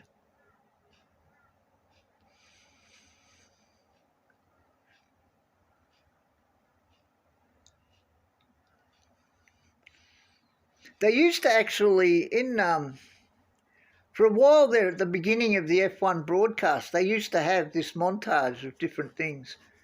And they had the two McLarens run into each other. They had the shot where the two McLarens ran into each other in Japan. And that was the only race they lost the whole year. Like that year was just back and forth. It was brilliant.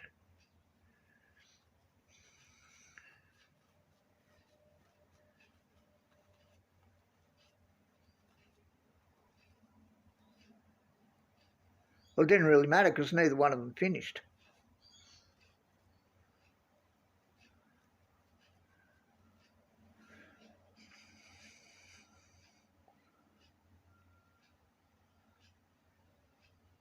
I've got a Senna helmet actually here.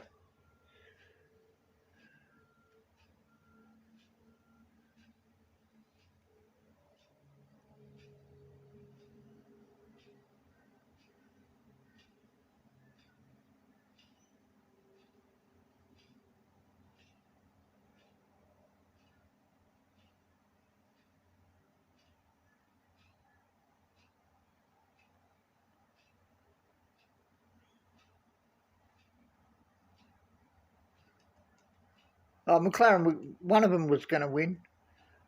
You know, you win 15 out of 16 races, you know, you assume one of them's going to win.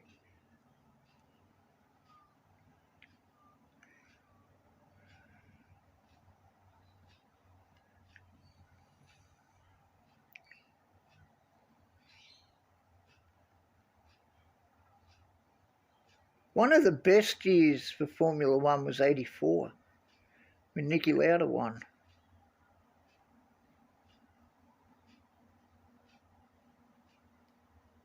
Oh, him and Prost used, like, they literally hated each other on the track. They weren't the best of friends off the track, but on the track it was like, I'm going to beat you no matter what, and the other one would say, I'm going to beat you no matter what.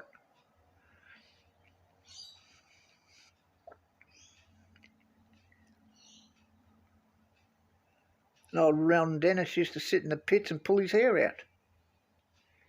But he knew he had the two best drivers on the grid, sitting in the best car on the grid, so he knew there was going to be sparks, and there was.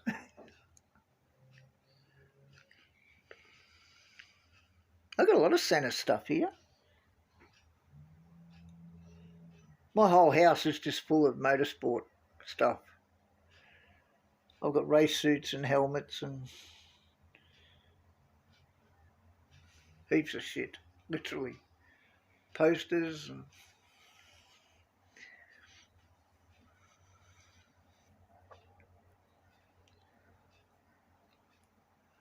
oh, I'm starving. It's 9:30. I've got to go. I've got to get something to eat. It's breakfast time. I mean, it's been breakfast time for 2 hours.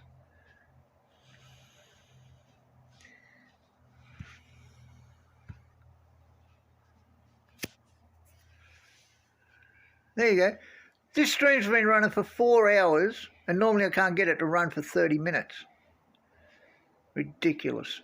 Anyway, guys, I've got to go. I'm starving. Good to talk to you all.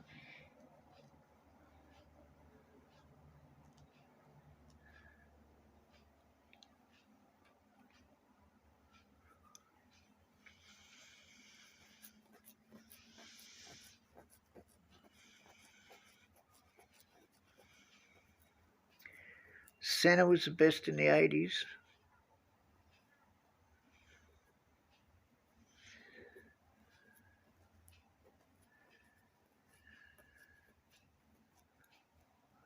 I'm a huge Senna fan, all right? But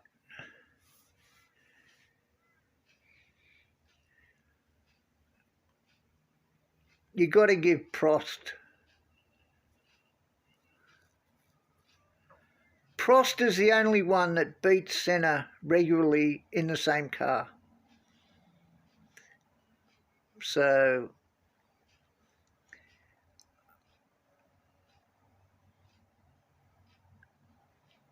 as far as racing went,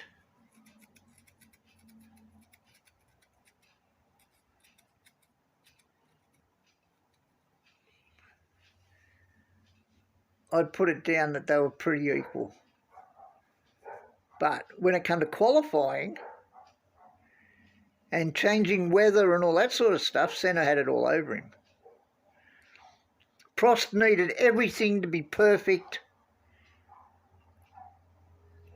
to win a race. Senna didn't, and that's what made Senna so good.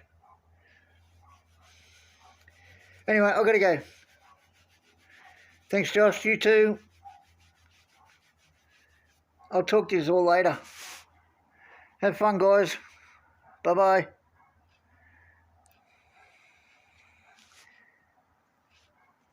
Damn, I thought you actually have to turn this off. See you guys. No worries, Eleanor. Go for another P1 this week. I'll talk to you later. Don't burn yourself out playing F1 Clash. Oh, it's such an addictive, annoying, pain in the ass game. Anyway, guys, I'll talk to you later. Bye.